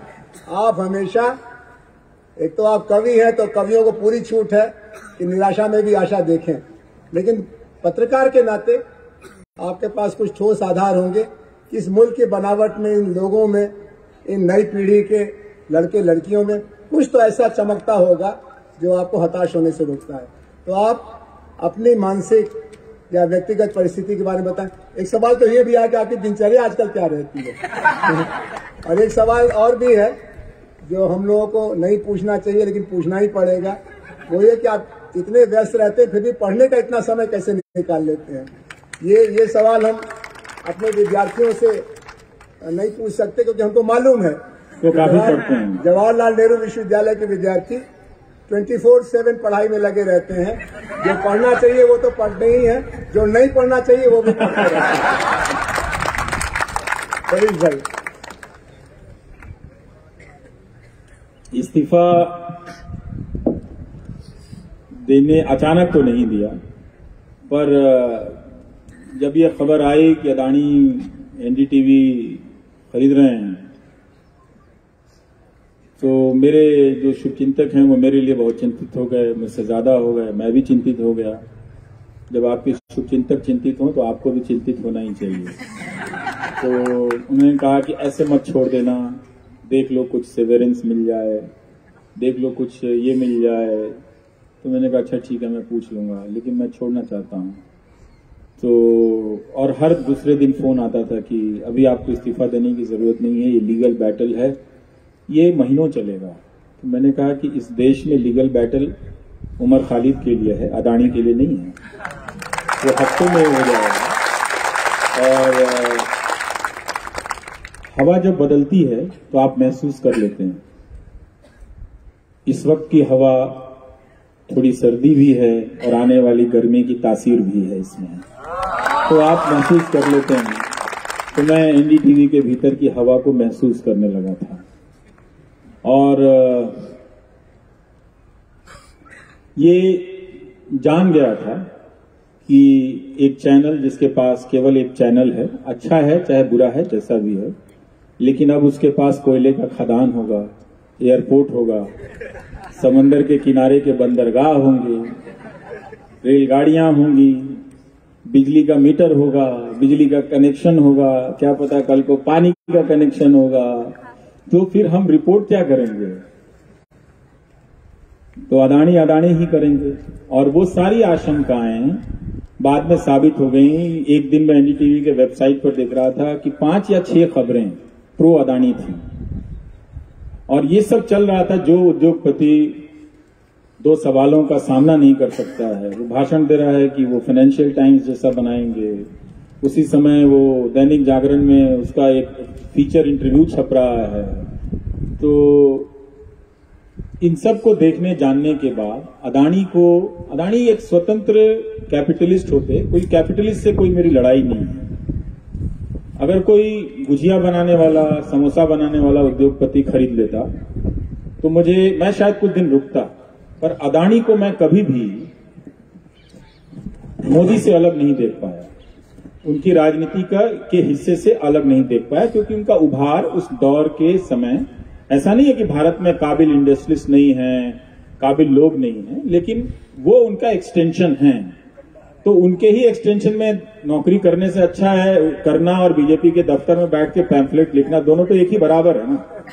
आप बीजेपी के दफ्तर में बीजेपी के लिए पैम्फलेट लिखो या एनडीटीवी के दफ्तर में बैठ के बीजेपी के लिए लिखो, दोनों बात बराबर है। तो हमने इस्तीफा दे दिया। मैं ये जानता था कि मुझे कोई काम नहीं मिलेगा, मुझे बहुत काम आता है अपनी इंडस्ट्री का, और वो काम किसी नैसर्गिक प्रतिभा से नहीं, मैंने खुद घिस घिस के सीखे हैं, पंचर बनाने से लेके कार का इंजन बनाने तक। लेकिन प्रोफेसर आनंद, ये बात ये देश याद रखेगा कि मुझे किसी ने 2000 रुपए का ऑफर नहीं दिया काम का, और इस बात के लिए इस देश के लाखों करोड़ के विज्ञापनों से लैस मीडिया संस्थानों को शर्मिंदा तो होना ही पड़ेगा, आज न कल। और मैं बोलता ही रहूंगा कि इस तरह के गोदी मीडिया को मत देखो, सब्सक्राइब मत करो। काम करते हुए भी बोला और उसके बाहर भी जाकर बोलूंगा, क्योंकि ऐसा नहीं है कि वो मुझे अफोर्ड नहीं कर सकते। ये राज भी कभी पता चल जाएगा तो आप सब जान जाएंगे कि इसे अफोर्ड करना तो सबसे आसान है पैसे के हिसाब से भी, लेकिन कोई कर नहीं सका। सबको मालूम है कि वहां छप जाएगा तो उसका पूरा कैरेक्टर बदल जाएगा।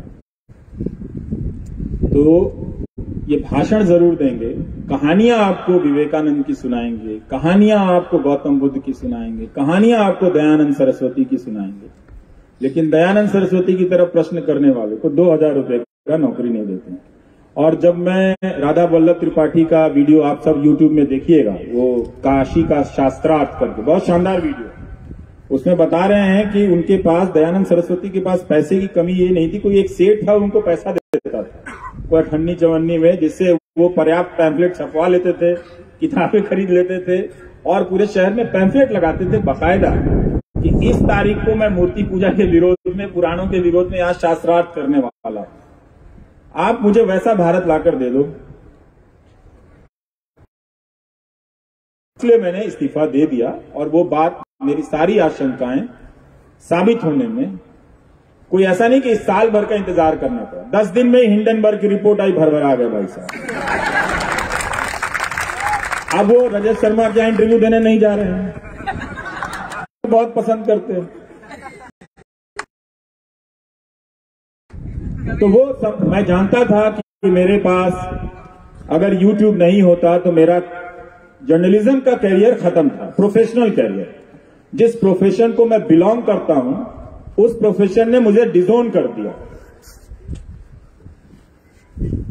कर सकता आप ठीक है, आप प्रधानमंत्री मोदी के कुछ काम से खुश हैं, उन्हें सपोर्ट कर सकते हैं, फेयर डील है। आप पॉलिटिक्स में तमाम तरह के विकल्पों को देख के किसी को सपोर्ट करते हैं। इस मीडिया को देखकर जो किसी लायक नहीं है, दुनिया के किसी देश में छोड़िए, अपने गांव में इसको डिफेंड नहीं कर सकते आप, इस गोदी मीडिया को अपने गांव में नहीं। इस मीडिया को लेकर भी कोई नहीं बोल रहा। तो ये जानते हुए भी इस्तीफा दे दिया तो जरूर भावनात्मक रूप से मुझे उसके पहले कई लोग मिल रहे थे। 2 घटनाएं हैं। एक हमारे साथी मित्र ने लिखा कि हम सब जानते हैं कि आपको बहुत दबाव आ रहा होगा कि आप वहां बने रहें क्योंकि वो स्पेस चला जाएगा, लेकिन अगर हमें ये पता चल जाएगा कि इस बात के लिए आपने इतना घुट-घुट कर जिया है और इतनी तकलीफ उठाई है उस न्यूज फ्लोर में, तो हम बर्दाश्त नहीं कर पाएंगे। और एक महिला ने कहा, मुझे कहीं पूजा में मिल गई थी तो वो रोने लगी, तब मैंने काफी छुट्टियां ले रखी थी, तो उन्होंने कहा कि रोने लगी तो मैं उनका, तुम्हें बड़ी चिंता हो रही है, ये लोग तो तुम्हें छोड़ेगा नहीं, कैसे क्या करोगे, ये करोगे। मैंने कहा नहीं आप चिंता मत कीजिए, मेरे पास मैंने अपनी सेविंग्स ठीक रखी है, मैं खर्चे भी बहुत संभाल के करता हूँ, तो इतनी जल्दी तो कुछ नहीं होगा, 1-8 साल में काम चला लूंगा। तो उन्होंने कहा कि एक बात कहनी है, और कहते कहते अपनी वो चूड़ी निकालने लगी कि समझौता मत करना। तो मैंने कहा आप कंगन रखो, बोले कि ये ले लो तुम, मुझे इसकी जरूरत नहीं। ये पता चल जाएगा ना, ये दुख हम बर्दाश्त नहीं कर पाएंगे। मैंने कहा अच्छा आपको इतना फर्क पड़ता है, इस्तीफा दे दूं? मैंने कहा हाँ दे देना। ये इस्तीफा देने से 1 महीने पहले की बात। तो मैं कई लोगों से टेस्ट कर रहा था, छठ में गांव गया तो लोग जो मिलने आए, 1000 के करीब लोग आए थे मिलने के लिए, तो मैं उन सब से कहता था कि लोग पूछते थे कि अब क्या हुई था, तो मैं कहता था कि क्या करें बताओ। तो कुछ लोग कहते थे कि नहीं नौकरी मत छोड़ना, फिर कोई निकाल देगा। तो मैं ज्यादातर लोगों से, यंग लोगों से पूछता था कि यार मन कर रहा है कि नौकरी छोड़ दें, तो कहता था हाँ भैया छोड़ दीजिएगा। ये छोड़िए इसका अडानी फदानी का नौकरी करके क्या करेंगे, चल आइएगा यहाँ गांव में हम लोग यूट्यूब चलाएंगे।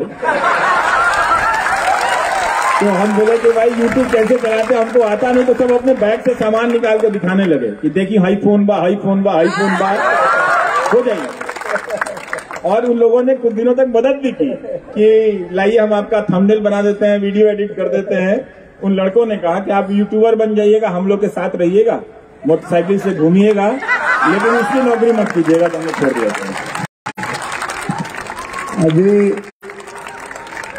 जैसा मैंने आपसे बताया कि बहुत कुछ सवाल मीडिया के भविष्य के बारे में है और देश के भविष्य के बारे में है। तो वो जो अगले 10 साल का सिनेरियो है, हम लोगों को सबको मालूम है कि रवि जी ज्योतिषी नहीं है और उनको जो कहना है उसका आधार रहता है, तभी वो कहते हैं, नहीं तो वो अनुमान पर बातें नहीं करते हैं। गब्बाज पत्रकार ये नहीं रहे हैं, तो इसलिए वो वाला सवाल तो सामने रहेगा ही। दूसरा ये था कि कई विद्यार्थी यहाँ खासतौर पर जेएनयू के, जामिया के, Indian institute of mass communication के आए हुए हैं। वो कह रहे हैं कि हम लोग जो पढ़ाई पढ़ रहे हैं, इसके बाद सच के साथ जीने का रास्ता संकरा होता जा रहा है।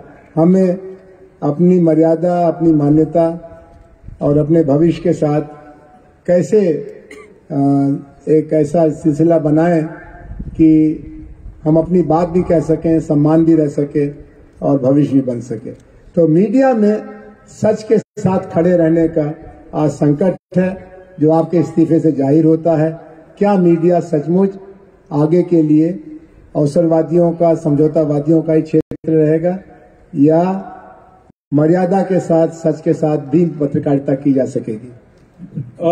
ये एक जायज चिंता की बात है जो नौजवान पत्रकारिता की पढ़ाई पढ़ रहे हैं। मुझे लगता है कि किसी भी अच्छे रिपोर्टर को, चाहे वो नेचुरल रूप से टैलेंटेड हो या फिर जॉब फ्लोर पे वो ट्रेनिंग लेता हो, उसके बनने में, अच्छा रिपोर्टर बनने में कम से कम 5 साल और अच्छा हो कि उसे 10 साल मिले। तो जब 10 साल मिलता है तो अलग अलग विषयों, विभागों को वो कवर करता है, फिर अपने तरह तरह के एडिटर की ट्रेनिंग से गुजरता है। स्टोरी लिखना, क्राफ्ट करना, ये सारी प्रक्रियाएं जो हैं वो खत्म हो गई हैं। इसके बगैर आप नौकरी तो पा जाएंगे लेकिन पत्रकार नहीं बनेंगे। पत्रकार केवल पढ़ने से नहीं होता, वो बहुत जरूरी है, खूब पढ़ना चाहिए। जब आप जॉब के फ्लोर पर आते हैं तो बहुत तरह के ट्रेनिंग से गुजरते हैं। तो मुझे नहीं लगता कि आने वाले 10 साल में ऐसे हालात पैदा होंगे, क्योंकि इस वक्त जो मानव संसाधन है पत्रकारिता के भीतर, पत्रकारिता के जो बड़े इंस्टीट्यूशंस हैं, जो चैनल हैं, जो अखबार हैं, उसमें रिपोर्टर बनने की संभावना खत्म कर दी गई है। तो वही लोग उनकी अगली पिछली पीढ़ी होंगे, वही उनके एडिटर होंगे। तो जो खुद पत्रकार नहीं बन पाया, इन 10-12 सालों में, आने वाले 5-6 साल और मिला लीजिए, तो वो एक चाटुकारिता, प्रोपेगेंडा करते करते एडिटर बना है। वो अपने अंदर कभी भी किसी पत्रकार को पनपने नहीं देगा। तो प्रोफेशनल कैरियर की संभावना वहां खत्म हो जाती है जहां आपको नौकरी मिलनी है, जहां आपको प्रमोशन मिलना है, असिस्टेंट एडिटर से एडिटर होना है, ग्रुप एडिटर होना है, या बहुत सारी चीजें होनी है, तो वो खत्म हो जाता है। जो मार्जिन पे चीजें हैं, जैसे वायर है, स्क्रोल है, न्यूज लॉन्ड्री है, ऑल्ट न्यूज है, ये सारी संस्थाएं हैं, पर ये सब मार्जिन की हैं। अगर वहां उनके पास वो प्लेयर है, गोदी मीडिया बहुत बड़ा प्लेयर है, जो दर्शकों का संसार है, जो ह्यूमन रिसोर्स की जो तादाद है वहां पे, उसके अनुपात में ये बहुत छोटा है। और जिस अनुपात में इसे विषय बनाकर एक उभरते हुए रोजगार के क्षेत्र में देखा गया, तभी तो हर विश्वविद्यालय में, हर कॉलेज में मीडिया की पढ़ाई शुरू हुई। वाकई में इसमें काफी विस्तार था, अच्छी नौकरियां बन सकती थी। एक अच्छा पत्रकार जब जनता में अपनी साख बनाता है तो वो दूसरे पत्रकारों के लिए भी रोजगार के अवसर पैदा करता है। तो वो बेंचमार्क बनना बंद हो गया। अब आप सिर्फ धर्म के नाम पर चले आइए, धर्म के नाम पर किसी को गरियाते रहिए, दिन भर वही डिबेट कीजिए, तो इसमें पत्रकारिता क्या है? तो यही मैं बार बार कह रहा हूं कि भाई ये धर्म के नाम पे जो राष्ट्र बना रहे हैं, ये कम से कम, ये अगर आपके ब्रांड एम्बेसडर है न्यूज एंकर, तो माफ कीजिएगा, आप कम से कम अपने धर्म की अवधारणा को पहले आप ठीक कर लीजिए, वरना आप ही मतलब शर्मिंदा होते रहेंगे तो बहुत मुश्किल है। ये नेगेटिव बात नहीं है, ये प्रैक्टिकल बात है। हाँ, अच्छी बात ये है कि बहुत सारे नौजवान YouTube में, अब मालूम नहीं YouTube में कब तक उन्हें करने दिया जाएगा, ये जो चांदनी रात है YouTube की वो कितने दिनों की है मालूम नहीं, 4 दिनों की है या 4 साल की है, क्योंकि वो बार बार एक अंग्रेजी का एंकर यूट्यूबर को ललकारने लगा है। हाँ, तो वो जान गया है कि यूट्यूबर से अब उसको खतरा मिल रहा है, क्योंकि एक टीवी चैनल से था वो खतरा खत्म हो गया है, तो अब यूट्यूबर से खतरा मिल रहा है। पर वहां पर पत्रकार बन रहे हैं, पर वो कितना बड़ा हस्तक्षेप कर पाएंगे, लड़ते लड़ते पसीने पसीने हो जाएंगे, ये उनके अपने योगदान, बलिदान और त्याग पर निर्भर करेगा। लेकिन सांस्थानिक मीडिया का स्वरूप अगले 10 साल तक नहीं बदलने वाला है, क्योंकि आप मालिक तो नहीं बदल सकते ना, संपादक तो जूते चाट रहा है, ये तो जूते के अलावा तलवे भी चाट रहे हैं जो मालिक हैं, जो बड़ी बड़ी गाड़ियों से घूमते हैं, कहीं डाबोस में चले जाते हैं, नया नया कोट सिलवा के ब्लैक वाला जो मिलता है, तो ये तो नहीं बदल पाएंगे। तो ये इतना ओनरशिप, इतना ह्यूमन रिसोर्स आप रिप्लेस नहीं कर पाएंगे। तो मीडिया के बगैर किसी नागरिक आंदोलन की कल्पना करना या नागरिकता की समझ में बदलाव की कल्पना करना बहुत मुश्किल काम है। उसके बगैर भी हो सकता है, वो करने के लिए सबको कुर्बानी देनी पड़ेगी, सबको उतनी ही मेहनत करने की जरूरत है, लेकिन एडवांटेज उनको रहेगा, हमेशा ही बढ़त उन्हें मिलेगी, क्योंकि कब्जा उनका है और जो संसाधन है न्यूज देखने के वो पैसे से आते हैं। अब तो बहुत सारे वेबसाइट सब्सक्रिप्शन वाले, इस बात का सबूत है कि आपके ऊपर ये नई पीढ़ी के लोगों की माइक्रोस्कोप से निगाह है। सवाल 2 आए हैं, एक में ये है कि रवीश जी, आप राहुल गांधी से लेकर अरविंद केजरीवाल तक को ट्विटर पर फॉलो करते हैं, नरेंद्र मोदी को क्यों नहीं फॉलो करते? लेकिन इससे ज्यादा मजेदार सवाल एक और विद्यार्थी ने किया और उसको मैं सलाम करता हूं। इन्होंने लिखा है कि रवीश जी, आप अनुष्का शर्मा को तो फॉलो करते हैं, विराट कोहली को क्यों नहीं फॉलो करते?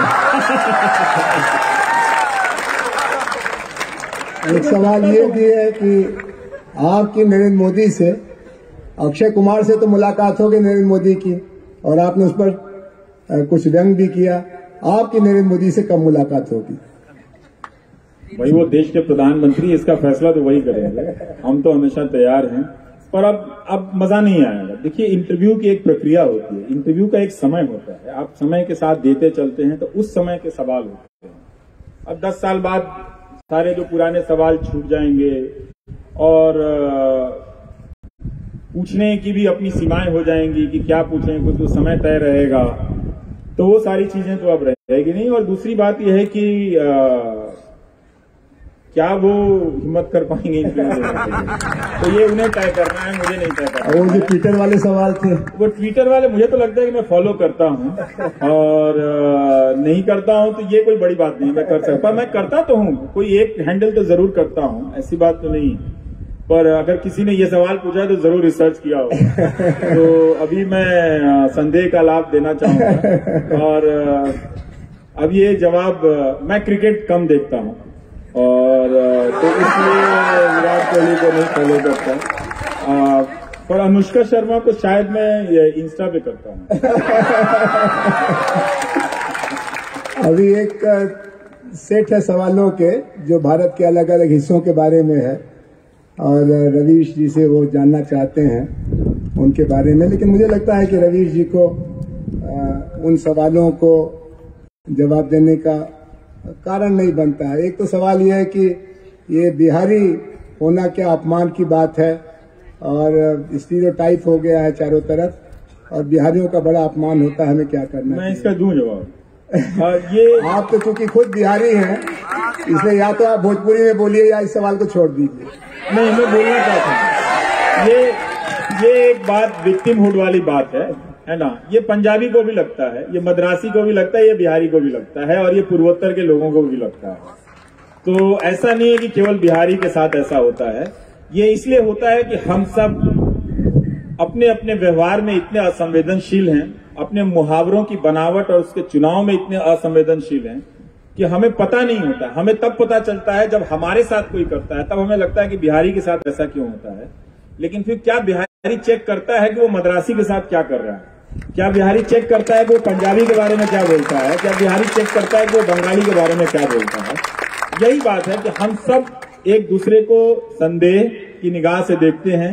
हाँ, चुटकुला सहने के मामले में आप पंजाबी लोगों का कोई मुकाबला नहीं। जितना लतीफा सिख लोगों को बनाया गया और जितना उन्होंने लतीफे के स्पिरिट में लिया, वो सही मामले में डेमोक्रेटिक लोग हैं कि उन्होंने इसका बुरा नहीं माना, बल्कि सिख ही सिख के लतीफे सुनाते रहते हैं। पर वो ये बात जानते हैं कि ये लतीफा। लेकिन हाँ, अगर आप पंजाब से आ रहे किसानों को आप खालिस्तानी कह दें, आतंकवादी कह दें, तो वो ये भी जानते हैं कि ये लतीफा नहीं है। वो ये जानते हैं कि आ कहां से रहा।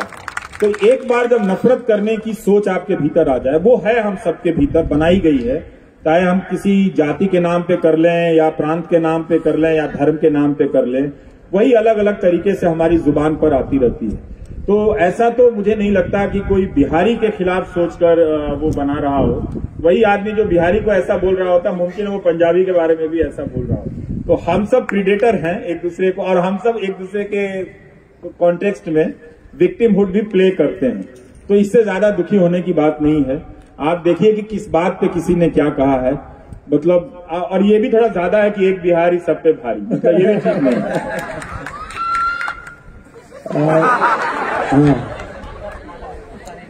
जी, एक लतीफा सुनाना चाहेंगे सबको। अभी रहने दो बेटा, अभी रहने दो, अभी रहने दो। ये एक लतीफा सुनाना चाहते हैं, लेकिन अभी रहने दो।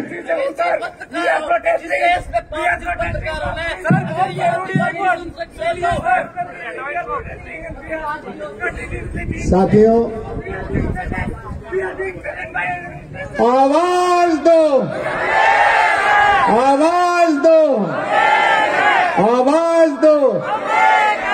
साथियों, एक सवाल ये भी था, ये एक दो नौजवान हैं जो कोई लतीफा सुनाना चाहते हैं, लेकिन फिर चिल्लाने लगे।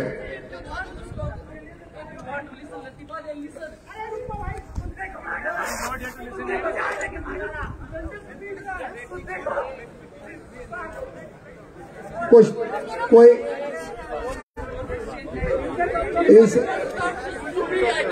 ये आप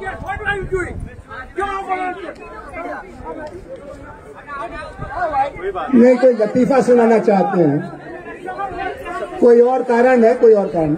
इनको आराम करने दीजिए, इनको पानी पिलाइए, इनको पानी पिलाइए। भाई ऐसे ऊपर थोड़ी आ जाएगा स्टेज पे। आइए, आओ, come here, come here, come here, come here, come here, come here, come here, come here.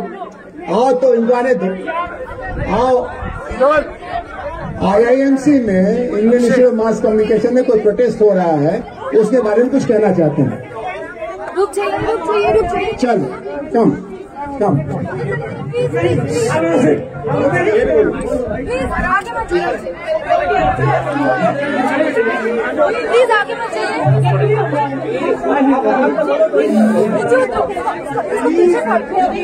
Please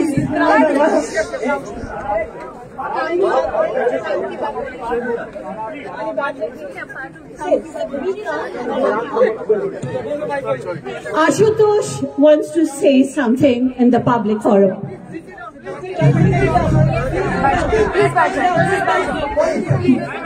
यहाँ नहीं, थोड़ा पीछे जाके यहाँ पे Please sit down and listen to him. We owe this to our colleagues, your peers at the IIMC. It's going live. As you can see, he's excited, but he wants all your support and he wants to let him say.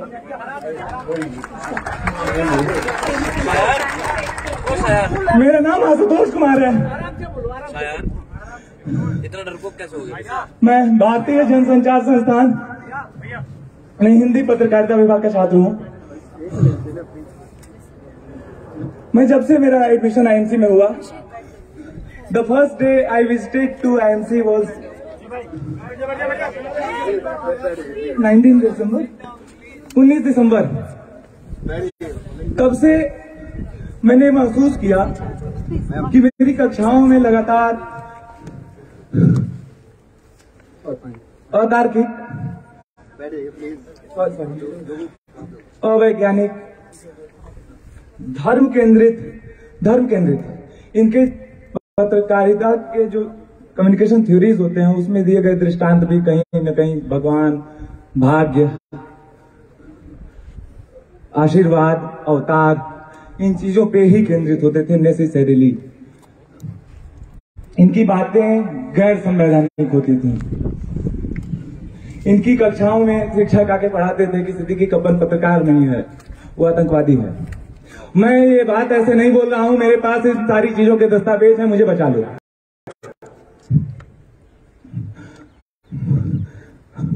मेरे साथी हैं आकाश यादव, किधर है?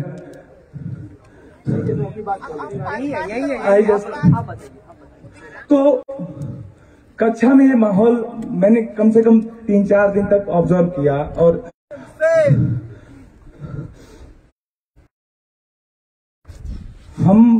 हमने कक्षा में सवाल करना शुरू किया। जब ये बोलते थे कि नारद पहला पत्रकार था, तो हम बोलते थे कि नारद का डेट ऑफ बर्थ बताओ।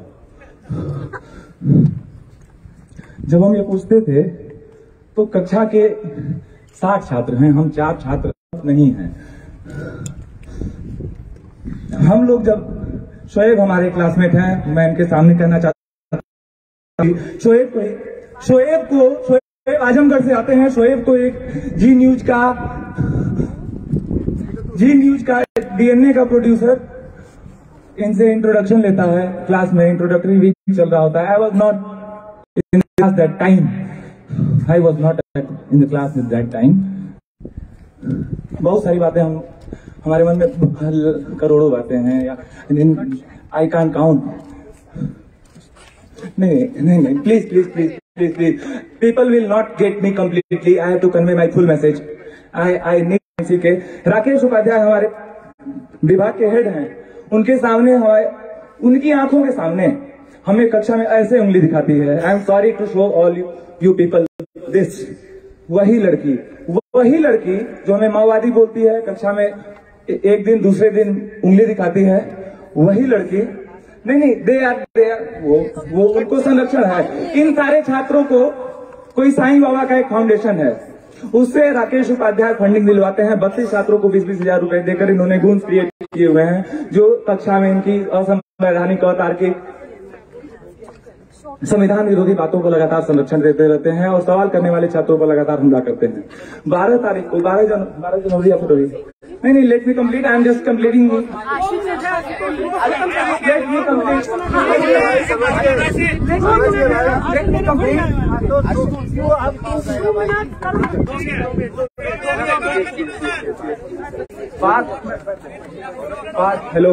हेलो। बातों को जब आप छोटे में जानने की इच्छा पाल लेंगे साथियों, तो बात पूरी नहीं हो पाती है। हम लोग आपके साथ हैं। नहीं, सुन लीजिए तो 2 मिनट और।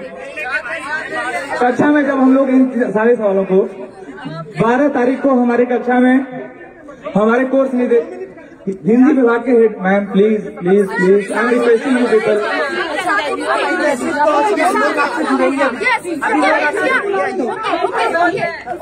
जब जामिया पे, एएमयू पे हमला होता है, संस्थानों पे हमले की कहानी है। बस मैं इतना कहना चाहती हूँ, जेएनयू के साथ कुछ होता है तो सब खड़े होते हैं साथ। भारतीय पत्रकारिता संस्थान जहाँ से पत्रकार मैन्युफैक्चर किए जाते हैं, उनके हम 4 छात्रों को निकालने की पूरी साजिश है। मैं जेएनयू की अपील करती हूँ, हमारी एक दीवार है, हमारे साथ खड़े हुए, बस यही मैसेज है।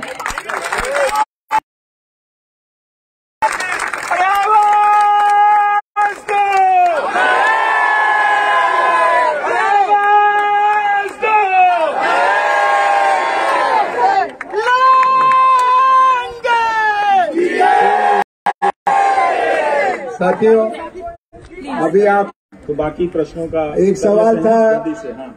रवीश जी से वाला सवाल पूछ रहे थे आप। नहीं हो जाता वो तो विराट कोहली को उसका संतोषजनक उत्तर मिल गया। एक सवाल था कि चली गई, उस पर आपका क्या दृष्टिकोण रहा है?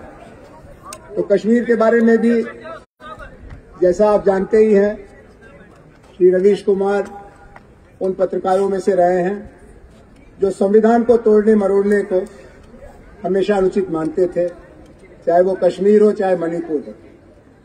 एक सवाल का इलाका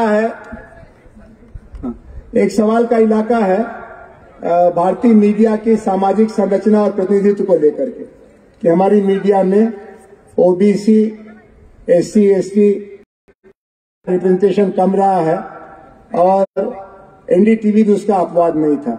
मुझे लगता है कि उसको भी रवीश जी ले सकते हैं, लेकिन वो उनके ऊपर रहेगा, क्योंकि एनडीटीवी का जो निर्माण है, उसका जो संचालन है, वो रवीश जी खुद तो करते नहीं थे, लेकिन चूंकि उसके नेतृत्व का हिस्सा थे, तब और अब के प्रवेश में आपको इतना आपत्तिजनक क्या लगता है?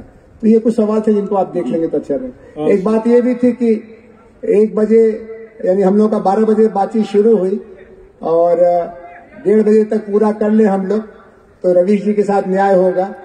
और इसलिए हम कोशिश करेंगे कि एक आध सवाल जो बहुत और भी ठीक है, जन आप मालिक हैं, जेएनयूटीए ने, हाँ, ये कार्यक्रम जेएनयूटीए ने हीलिंग बतौर पत्रकार और बतौर पर्यटक दोनों ही रूप से कश्मीर नहीं गया। नहीं, कभी नहीं गया। जम्मू गया हूँ, एक दिन कोई इलेक्शन था किसी साल, तो उस इलेक्शन डे के दिन जो कवरेज होता था कि मतदान कितना हुआ या वो कोई काउंटिंग डे रहा होगा, तो यही गया हूँ। और वैष्णो देवी के मंदिर गया हूँ, वो अलग बात है, उसको अगर आप घाटी में तो नहीं गया हूँ। लद्दाख गया हूँ, तो बतौर पत्रकार इसलिए नहीं गया कि जब आप एक न्यूज चैनल में काम करते हैं तो उसका फैसला कोई और कर रहा होता है कि कौन कहाँ जाएगा। तो वो एक पहले बीट सिस्टम होता है, बीट सिस्टम वो धीरे धीरे इस निष्कर्ष पर पहुंचाने में एक ही राजनीतिक दल की बात रही और उस राजनीतिक दल ने बहुत नियमित रूप से, बहुत परिश्रम से पहुंचाया। उसके समानांतर या उसके खिलाफ कोई दूसरी सोच क्या है, इसे पहुंचाने का या परिश्रम दोनों विरोधी दल की राजनीतिक पार्टियां नहीं कर पाई। विरोधी दल की पार्टियां मतलब कांग्रेस, समाजवादी पार्टी या फिर बीएसपी हो या फिर आरजेडी हो या फिर जेडीयू। हालांकि जेडीयू का प्रस्ताव था राजनीतिक की वो धारा 370 हटाने, और मुझे लगा कि अब कब तक इंतजार करूंगा, तो जो सामने यूपी बिहार है उसी को ठीक से घूम लो। तो वो भी ठीक से नहीं घूमा तो मैं दिल्ली में ही घूमने लगा और मैं कहता था कि आज मैं कड़कड़डुमा जा रहा हूं तो मैं इसको छत्तीसगढ़ मान लेता हूं, आज मैं कापसहेड़ा जा रहा हूं तो इसको मैं कश्मीर मान लेता हूं, आज मैं संगम खोड़ा जा रहा हूं तो मैं इसको गुजरात मान लेता हूं। तो दिल्ली के ही अलग अलग हिस्सों को कवर किया कि अपना समय बर्बाद करने से अच्छा है कि जो जाने। पर वो किसी वजह से प्रोफाइल ऐसी बनती चली गई कि लोग उम्मीद करने लगे कि आप यहाँ क्यों नहीं आए। हम तो पूर्वोत्तर भी नहीं गए, भेजे भी नहीं गए, ना गए वहां पे। तो मुझे वो भी, तो मैं मूलतः एक तरह से उत्तर भारत का बहुत सीमित भौगोलिक प्रदेश के अनुभव वाला पत्रकार हूं, लेकिन वो कुछ ऐसा समय आया कि जिसने मुझे हर जगह स्थापित करता चला गया। तो प्रोफेशनल तरीके से नहीं गया मैं, और पर्सनल तरीके से नहीं गया क्योंकि जो काम कर रहा था वो काम, मेरा काम खराब हो सकता है सर और अच्छा भी हो सकता है, लेकिन काम मैंने डट के एकदम होता है कि एक मजदूर की तरह के ऊपर 10वीं मंजिल पे चढ़ा दिया गया, तो धूप हो या बारिश हो वो हथौड़ी चला रहा है छीनी गुदारी करके, मैंने उस तरह से काम किया। तो उस वजह से मुझे वक्त नहीं मिला कि मैं असम भी चला जाऊं घूमने के लिए, कश्मीर भी चला जाऊं घूमने के लिए। तो उन सारे वक्त में मैं यही छीनी हथौड़ी लेके चलाता रह गया। अब आपके इस जवाब पर यही कहना पड़ेगा कि देश की जनता करे पुकार, रवीश कुमार पृष्ठभूमि के लोग थे, मगर तो हमने इंतजार किया कि वो लोग खुद ही अपनी सामाजिक पहचान को जाहिर करें और अपनी कुलीनता से लड़ें, वो कीमत वो भी चुकाएं, लेकिन वो वैसे पदों पे रह के तो गए हैं। पर मूल रूप से वो उसे एक आर्थिक पब्लिक लैंग्वेज के लोग थे। तो वो उस भाषा जाते थे एलिट होने के लिए, और बड़े बड़े परिवारों से आते थे, तो उस वजह से तो आप क्वालिफाई कर ही जाते थे। तो ये एक उसमें ये थी, मगर उन्होंने जो काम किया ये देखा जाना चाहिए। क्या उन्होंने सामाजिक संवेदनशीलता या इन मुद्दों को कम रिपोर्ट किया, कम उसके साथ ईमानदारी बरती? इसे बनाया भी नहीं गया, इसको कंपनसेट किया जा सकता था। आप इतने सारे खराब लोगों को भर्ती कर सकते थे। तो अगर आप ये कहें कि प्रतिभाशाली लोग नहीं मिल रहे हैं, तो कौन सा आपने बहुत शानदार लोगों को भर्ती किया है? तो आप इनमें से भी खराब लोगों को भर्ती कर लेते। तो इन्हीं में से किसी पब्लिक सेक्टर जाने से रिजर्वेशन खत्म हो गया, सरकारी नौकरियों में रिजर्वेशन खत्म हो गया। अब आप अदानी के चैनल में आप सामाजिक मुद्दों को, वैसे सामाजिक मुद्दों को जो सरकार के खिलाफ जा सकते हैं, प्रश्नों को, जिस तरह से ये सामाजिक धारा है जिसे आप बानसेफ कहते हैं, जिसे आप बहुजन मूवमेंट कहते हैं, पर वो तो हुई नहीं।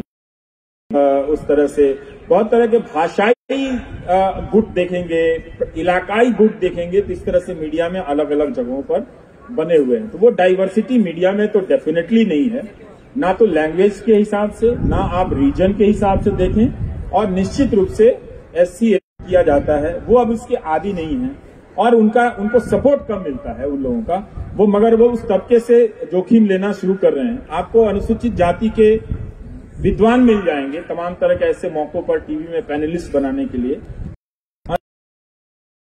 विद्वान भी नहीं मिलते हैं, या फिर लाए भी नहीं जाते हैं, या फिर उनसे जुड़े हुए मुद्दों पर बहस ही नहीं होती है कि लाने की परिस्थिति पैदा हो। ये तीनों चीजें वहां पर तो हैं, ये तो इसमें टालने की क्या बात? आपने ये जो 10% भारत है अनुसूचित जनजाति वाला, मेरे टीचर ने कहा तो वो टीचर ने इसलिए कहा कि उन्होंने मेरी लिखावट देखकर कहा कि आपको पत्रकार होना चाहिए, आपको ट्रेनिंग लेनी चाहिए। तो उनके कहने के हिसाब से मैं इस रास्ते पे चला आया, क्योंकि एक चीज मुझे बहुत साफ समझ में आ गई थी कि मुझे अफसर नहीं होना चाहिए।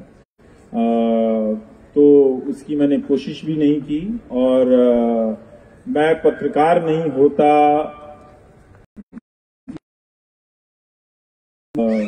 लेकिन नहीं होता तो बहुत मुश्किल है, तो खेती कर रहा होता, और हमको मालूम है आप क्या होते हैं। किसी प्राकृतिक या प्रतिभा से लैस व्यक्ति नहीं हूँ कि मुझ में और कोई गुण नहीं है। तो बोलने, देखने, समझने, लिखने के गुण हैं, और उस गुण एलीट लोग हैं, लेकिन आए अलग अलग गरीब इलाकों से हैं।